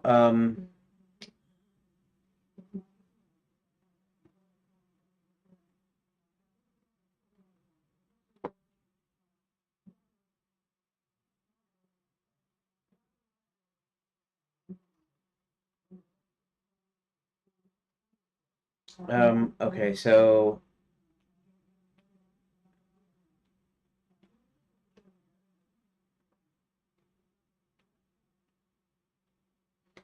somehow John has got to know about the book, even if he doesn't have it with him, and even if we don't show the player, he's got to know about it, and somehow we have to relay that information to the player.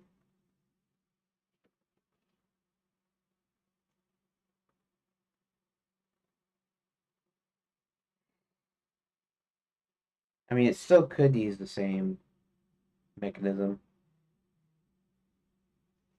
Not sure.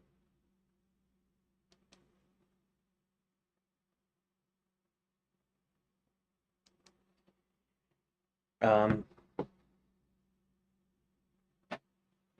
this is the problem. I mean, you can't come up with something sometimes. Um,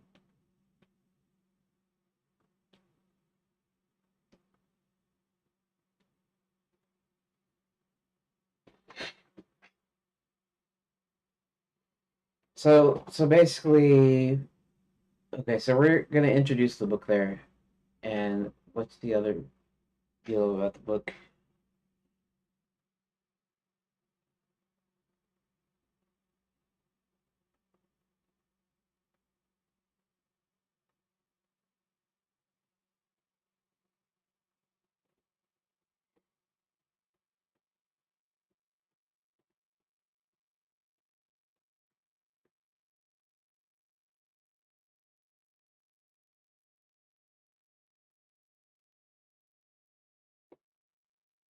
The only other thing I could think of is that there might be a someone at the convenience store, maybe the cashier or something, that he could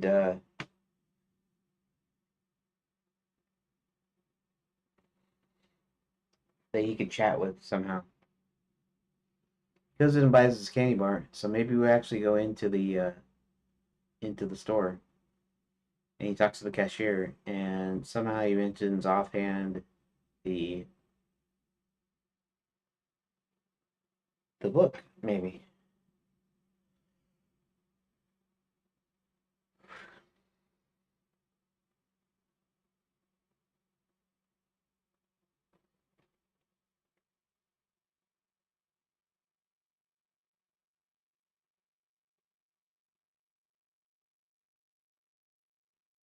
Maybe that's the deal. He goes into the convenience store, he talks to the cashier, and maybe he knows the cashier, an NPC that he knows. He knows the cashier, so he talks to him frequently. Why? Because he has always coming in every day to get this candy bar.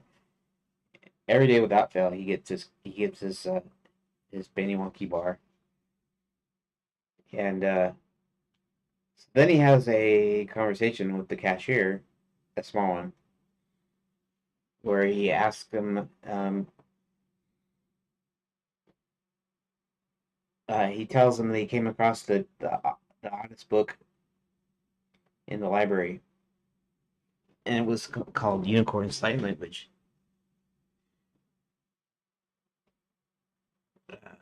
Maybe that's how I should do it.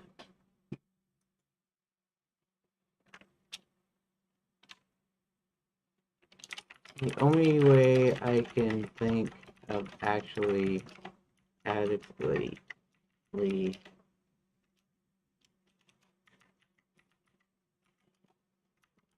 introduce the USL book is by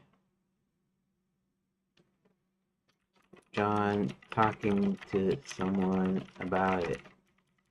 He's walking home from work in this scenario.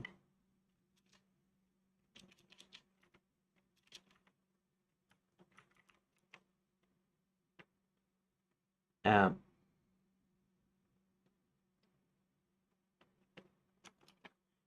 and he stopped by his local convenience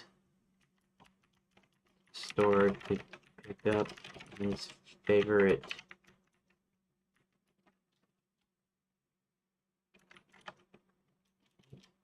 chocolate bar, the Benny Wonky bar. Um,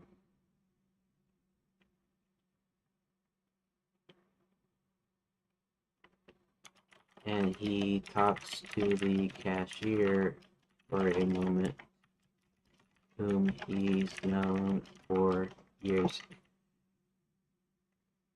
and telling him he's come across something pretty strange, and talks about the book.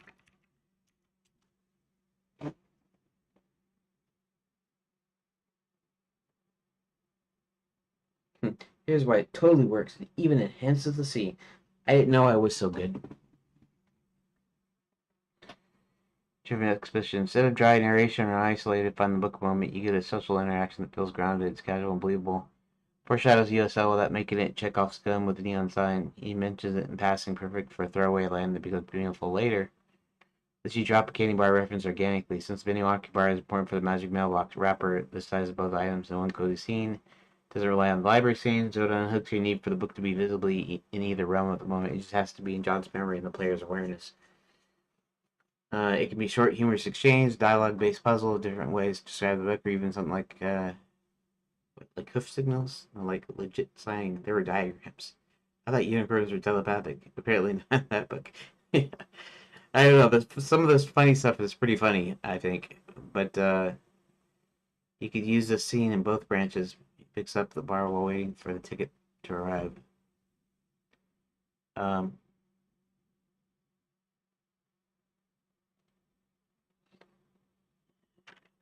no need, however, to explain uh, in the mailbox scenario. I don't want to do that. Uh, to explain the mailbox scenario, um,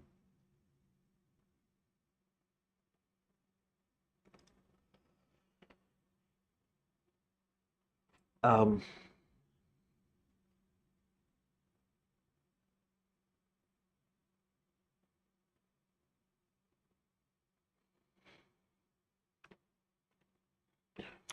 he receives the ticket.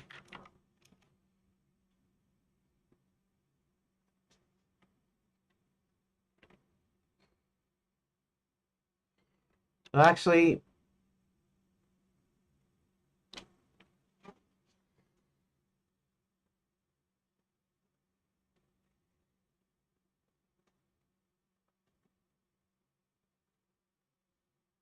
okay, so part of this, what am I trying to say?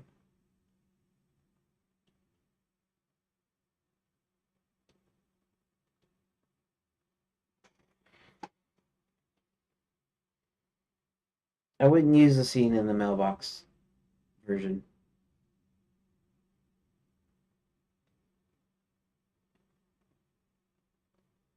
he gets the ticket. I guess I do put it in the wrapper, so he does do that.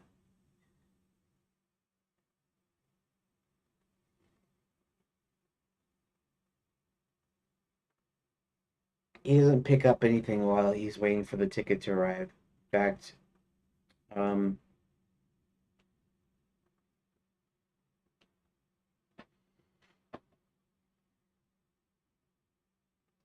waiting for the ticket to arrive.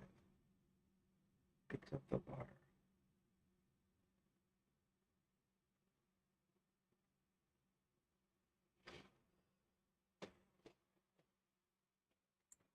Okay, so we're gonna have a couple things here.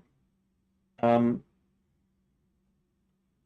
John is in the mailbox scenario. John is gonna be it's gonna be earlier in the day than in the other scenario. So he's gonna be at the library. He's gonna be doing his work. He's gonna spot the book. He might even take it home with him. Kind of depends. And then let's see. Um,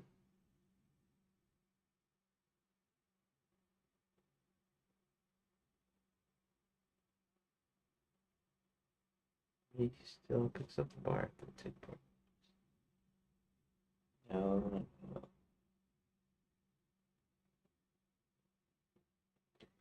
it'll appear inside the wrapper. So where we're gonna start with is we're gonna start with we're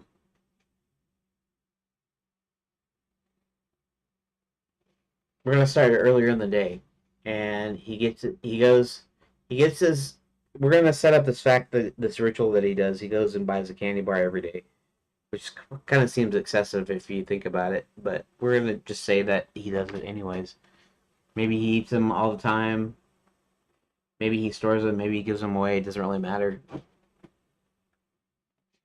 So he's gonna do it. He's gonna see the book. I think he's gonna take it home with him. Now it's gonna stay at home. It's not going to be in.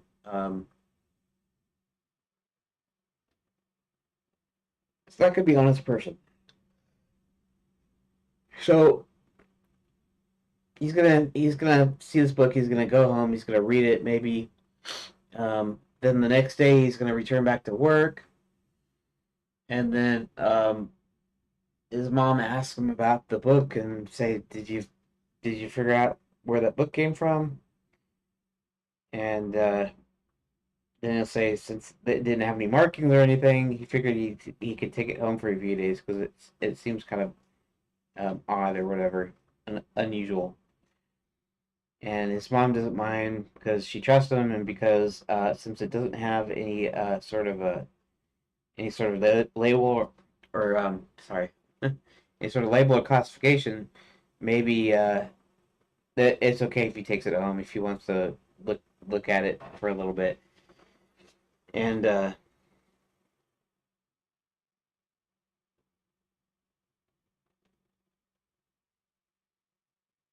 see here.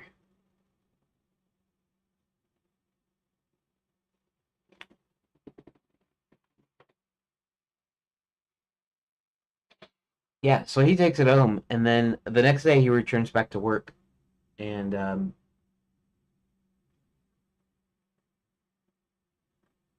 he does his job as usual. I'm not sure how I'll do the passage of time. Maybe it'll be on one page or something. I'm not sure, but he does it, and then he does the same thing that he always does. He goes to the convenience store and picks up his candy bar, and that's when it will appear in the wrapper. And in fact, we don't have to go into the store in the mailbox route. Mailbox route doesn't need to do that. Mailbox route, he goes home. He takes the book home. He looks through it. He goes back to work the next day. He goes and gets his candy bar again, but this time he's got a ticket in there. Um, it's already automatically in there. I think that's how I'm going to handle it. I think that'll work. Yeah.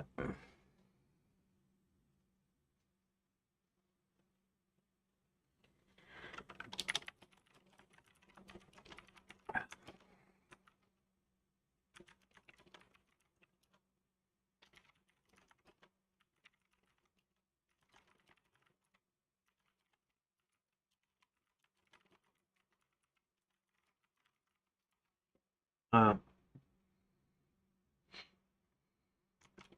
he sees the book. It has no markings to indicate where it belongs, and he ends up taking it home.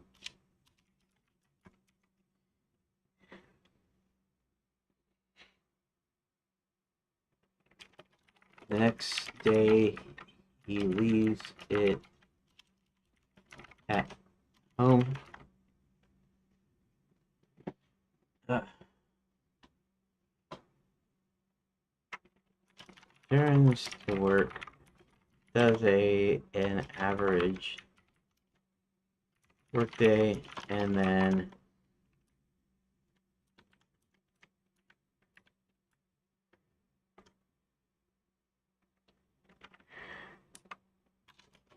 as he's uh,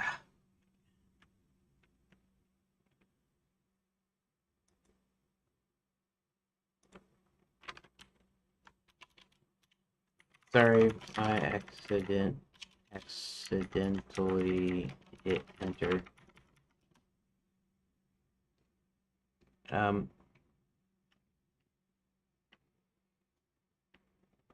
he returns to work, does an average day, then as he walks home, he stops into the store again, and the ticket is in the wrapper.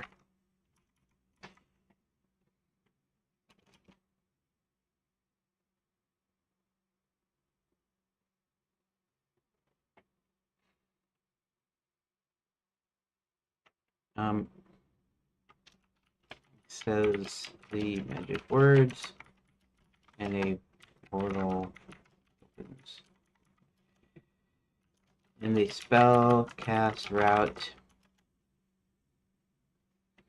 Hubert is going to be doing something with magic, causes the book to appear possibly in midair, switch from Unicorn's Lineage to Beauty and the Beast, Fairy Tale, Our Realm,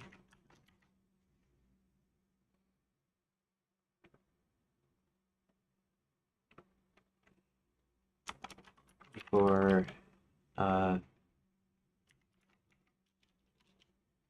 doing the spells that will give John the ticket.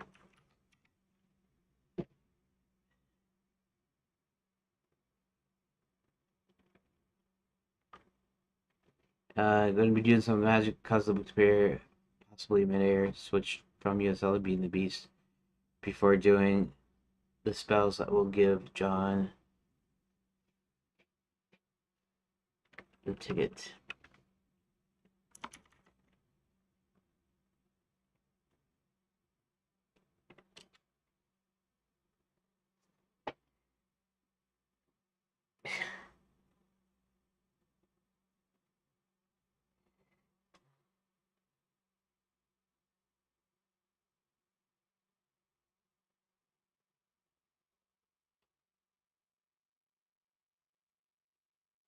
If Basin feels grounded, natural opportunity to introduce USL clearly. You can use the conversation with the cashier to solidify that he remembers the book, setting up the future callback. Keeps Hubert's Flag magic and mystery. Yeah, that's right. I keep forgetting. Player doesn't get exposed to Hubert's quirky half magic issue here. Yeah, I have to refine that still, I guess.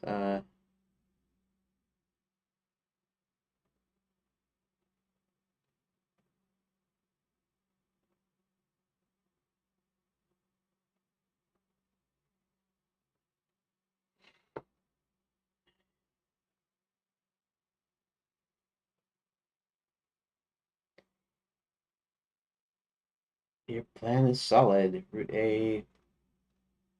I forgot about introducing Hewert's problem via the mailbox route. Although it can use the same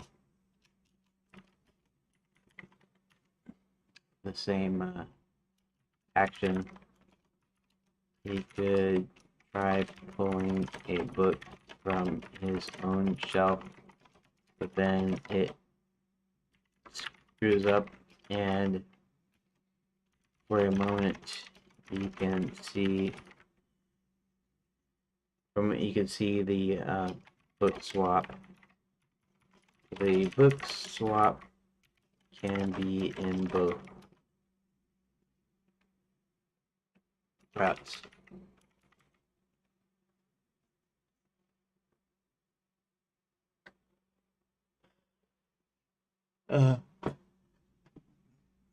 I guess at this point we're just introducing the player to Hubert's problem, whereas the USL book are for the characters in the story. You cracked the golden story egg. I wish you wouldn't act like that. This is the thing that I saw where it was so agreeable that it was almost doing too much, I guess, or something. But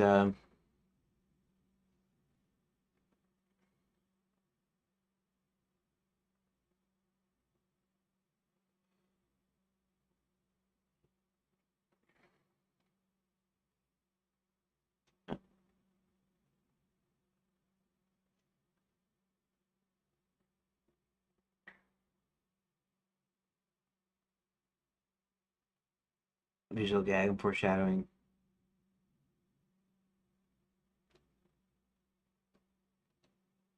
Hubert tries directly spell the ticket in existence. The book swap is even lighter, messier.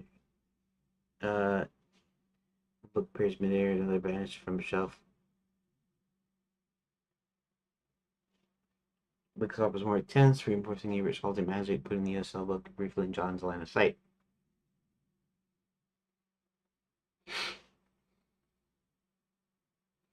Well, honestly, they both do the same thing. They both need the swap because the swap happens regardless. It's just in the mailbox version.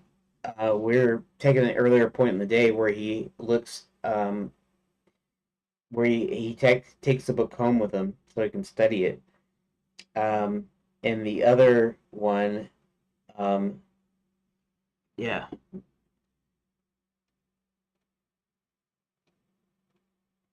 Okay, so I guess. All right, let's maybe put it in here.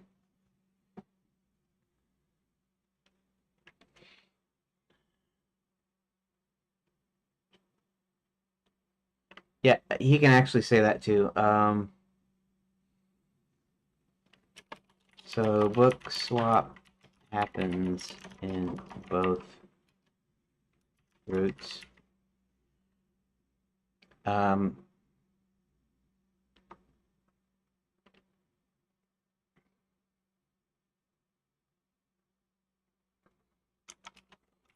Now box version to clue the player into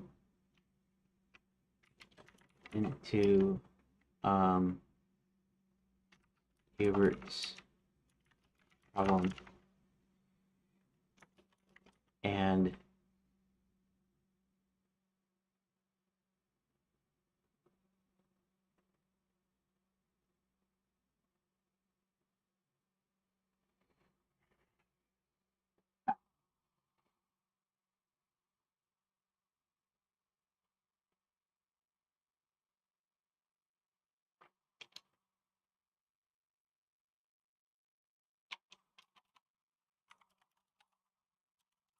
book swap in both routes.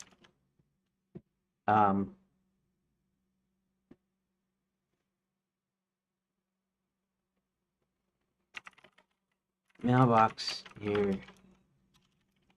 gives John a chance to have read or at least skimmed the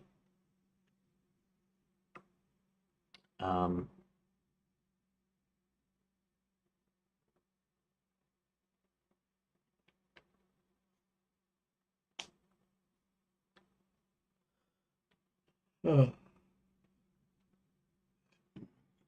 gives John a chance to have read it or at least skimmed it.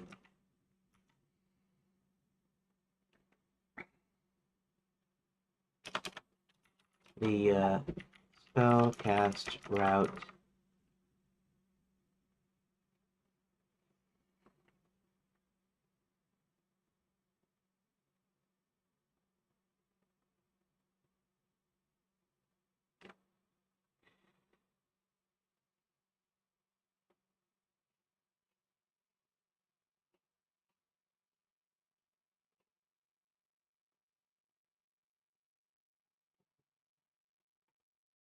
route I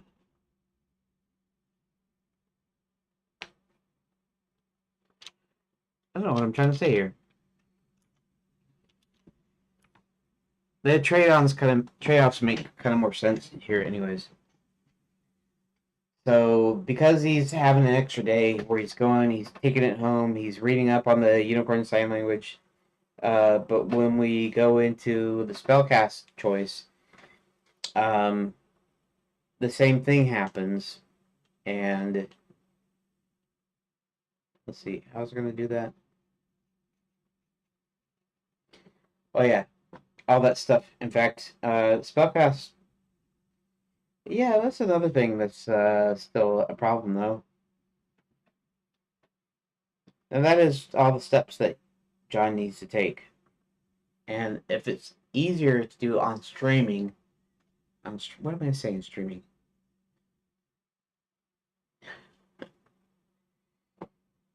I don't know. I'm just getting a little flustered now.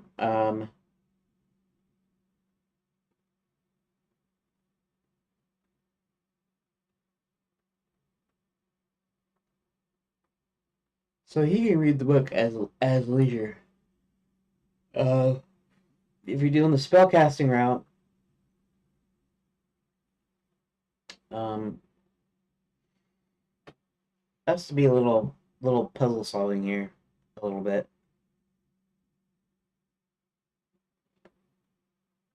But anyways, you see the swap. The player sees the swap also. John doesn't. John doesn't see the swap. Uh, John doesn't see the swap or the unicorn sign language. I think that's how that's supposed to work.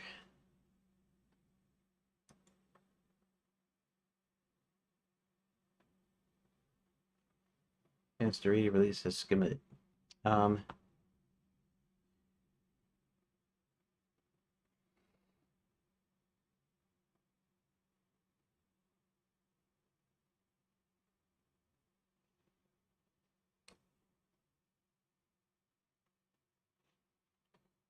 okay. I guess that's just the way I'll play it. I don't know. Um, see if there's something I can do in here.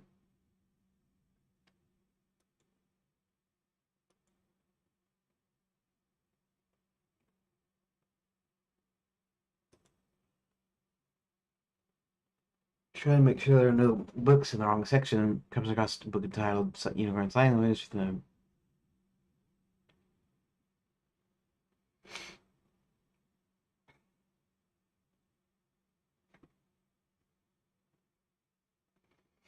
That's after the mailbox, right?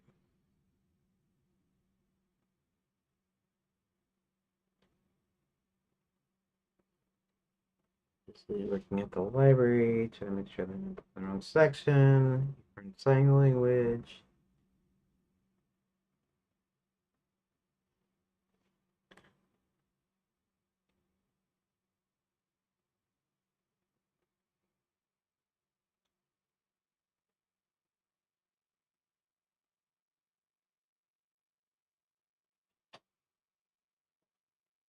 Okay. I know I'm not getting that much done today. It's just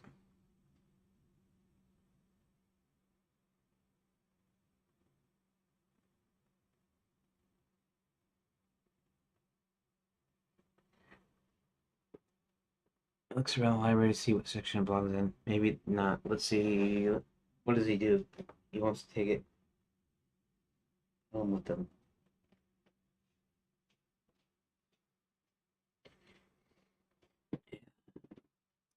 How about, okay, so is there still going to be a choice in here, though? What's the choice? What's the choice?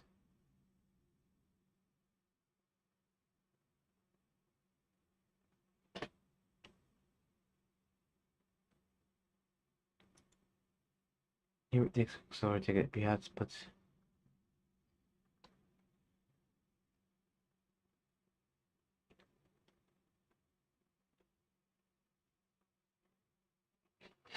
Okay, this actually gets him through the spell here.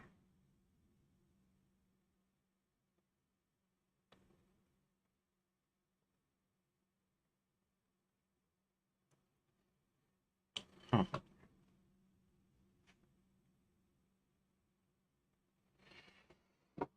I don't know.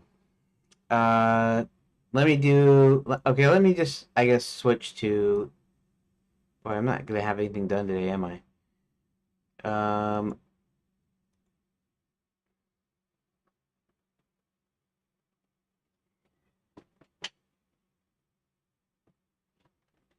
so we want to introduce the book a little bit to the player.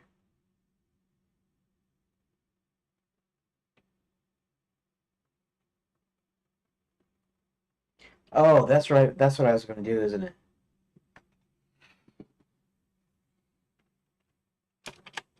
The spell cast out. John talks to. Oh, book swap. Book swap. You don't see the book swap in both places. It happens in both places, but you don't see it. Okay. All right. And the spell cast route. John stops at his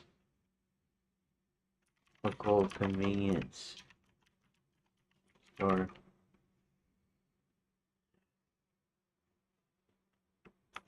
to get his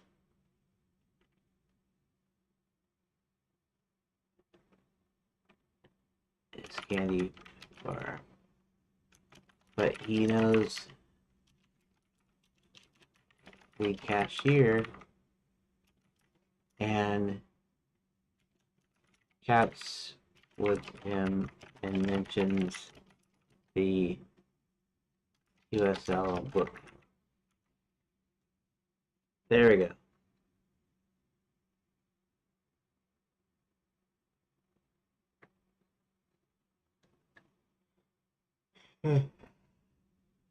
John stops at his local. Okay. Local convenience store to get his candy bar, but he knows the cashier and chats with him and mentions the USL book. So that's how the book ends up.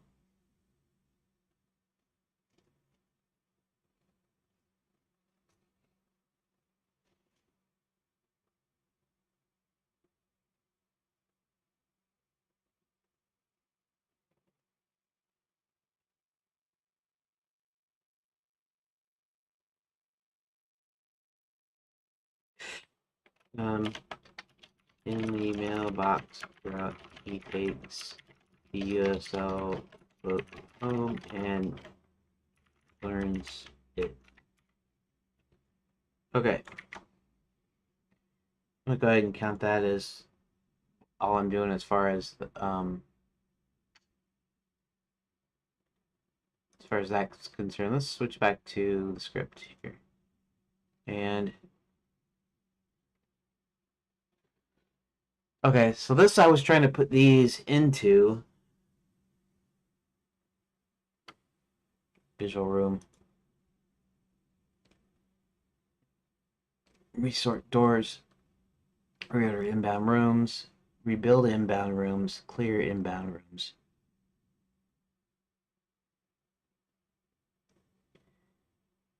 Okay, let's do something here too. Let's widen this out a little bit. Okay, so let's see here.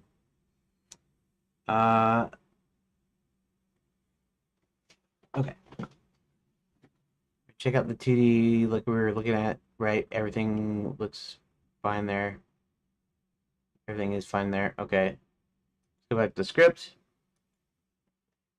Let's go ahead and go into the editor map and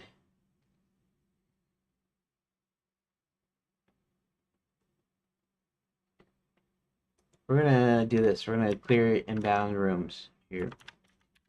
So, and this we're going to comment out. So I want to see at what point it doesn't work. Okay. So clear that. Reload save scene. Okay. Say room data. Okay. Everything seems to be kind of hunky-dory there. And let's go back to script now. Rebuild inbound rooms. And that might be where the error is. So that.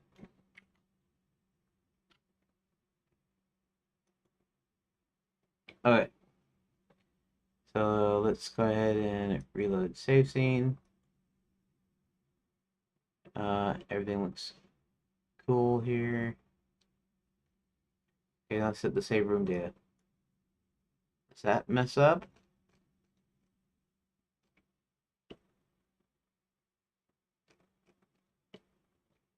That does not seem to mess up. Okay, maybe we're narrowing it down. Okay, what's the next thing? The next thing is reorder inbound links. That might be the thing that screws it up. So let's do that.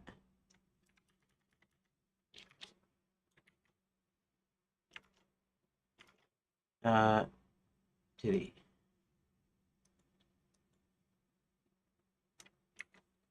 Okay, scene. Reload, save scene. No, that seems to be alright, honestly. Okay, room data, does this work? Reload, save scene. Everything looks good. Looks good. Okay, let's go back to script.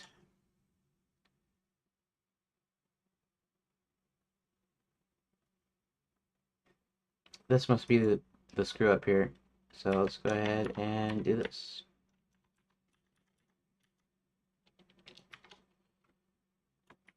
Restart doors might be the thing that screws up. If it does, then at least I'll have an idea of what's messing up here.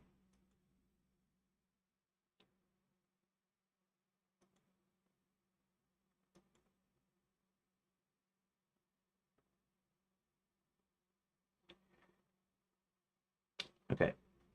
So wait, reload save scene. Okay, that looks good.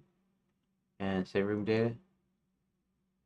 It still looks good. Everything looks fine.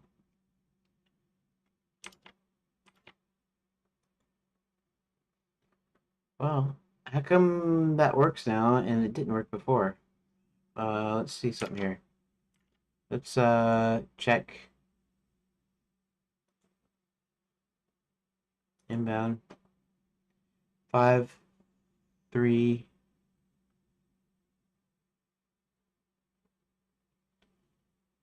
5, 3, 2, 4, and 6. 3. Okay. Everything seems to work good. I don't know why it didn't work before. Everything seems to be in working order here. Yes. Selected node. Random village doesn't exist. Sky doesn't exist. So those two, and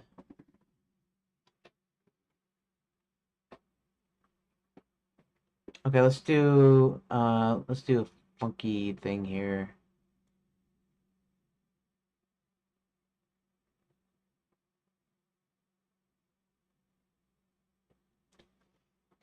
Save room data.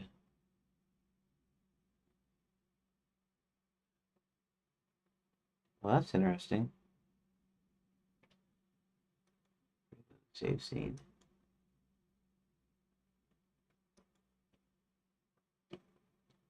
Oh, weird. So no sorting actually happened, huh? Oh, it did happen though.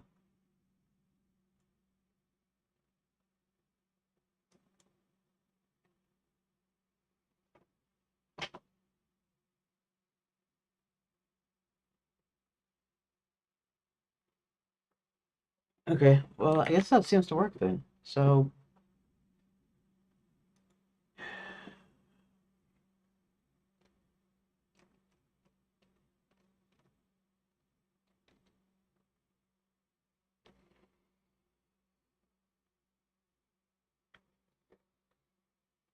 okay, let's do the thing here then. And that is, let's go ahead and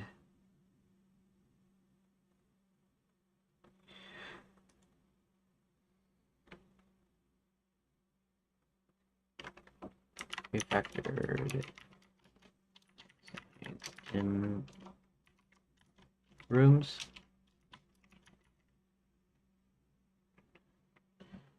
Say that. Commit. Push origin.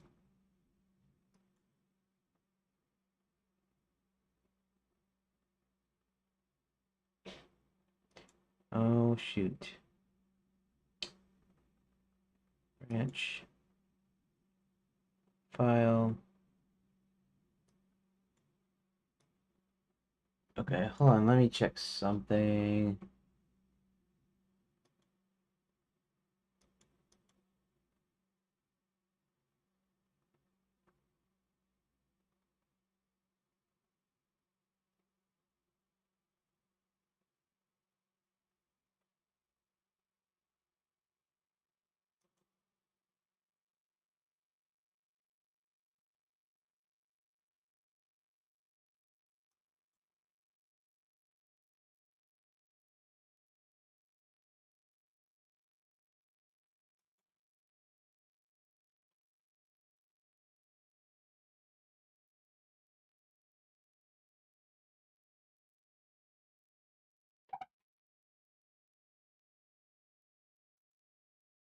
Okay.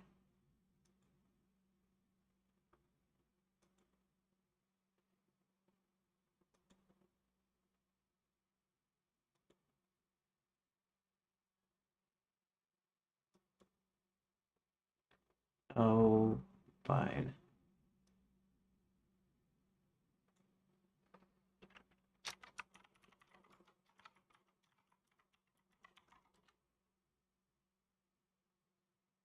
Continue.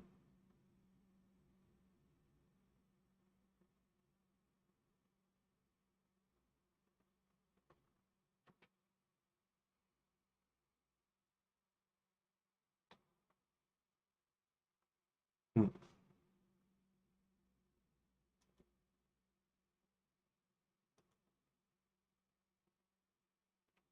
Why is that not working?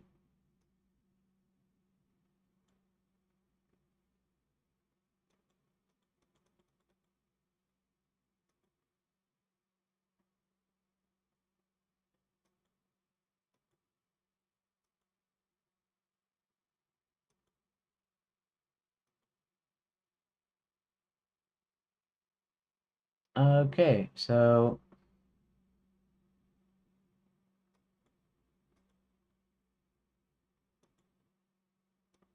what is the problem here?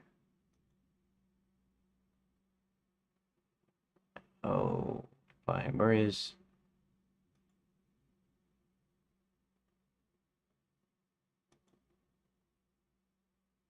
I am apparently signed in.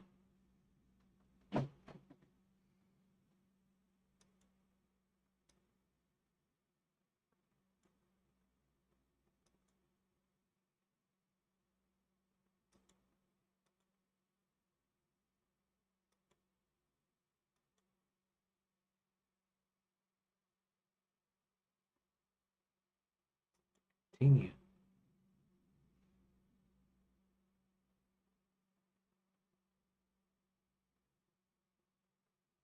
What is the problem?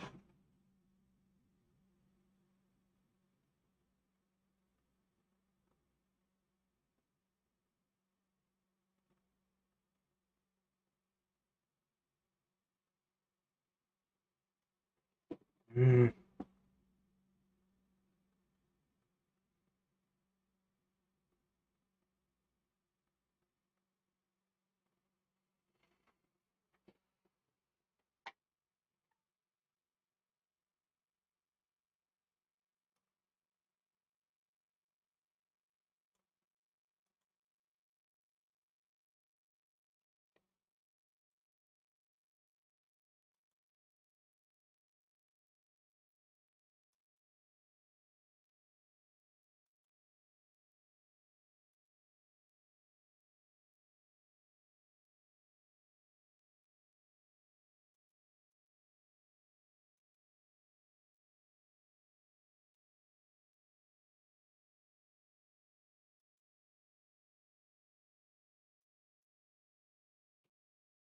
Um, I'm gonna do my recording here.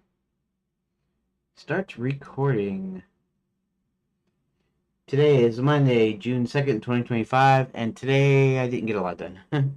I did figure out a few things, and I used ChatGPT to help me here.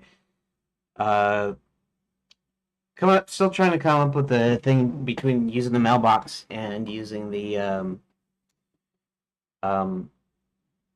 and the spell casting. So the mailbox route, um, they both do a thing where, well, they don't both do a thing that we with the mailbox route. Hubert tries to pull a book off of the shelf with magic, and it ends up somehow pulling a book from Fairy God College Library and swapping it with another book that we don't see until later. And then uh, when John is at work, he notices the book there. He decides to take it home because it doesn't have any markings on it, no Dewey Decimal number, no indexing section or anything, and decides to bring it home, Unicorn Sign Language, and he skims over it, and then he doesn't bring it back the next day. He goes to work the next day, then he goes home, then he goes to the convenience store on his way home, and um, he gets his candy bar, and he says the words on the ticket, and the portal opens. But if you do the other way, spellcasting way, Hebert uh, manages to get him a ticket that he can use, and then the uh, the book is magically the book isn't magically swapped. But what it is it opens, and he's walking home from work, and he stops in to get his Penny Wonky bar. He talks to the cashier, whom he knows, and he tells him he come across the word unicorn sign language book, and then um, I think that's it, right? Um, he gets the ticket. He orders opens portal. He goes to Enchanted. That's there. And then I messed around a little bit with my script here, and that is basically that these are all functions in the room class that has this in there. And so I decided to one by one comment these ones out and comment these ones in, and that seems to be working fine. I don't know why, but it's working. The code is working fine. So that's pretty much all I got done today. So not much to it. Okay, that'll about do it for today. I'm gonna go ahead and um, I'm gonna go ahead and say thanks. So thank you for watching, and I will catch you tomorrow.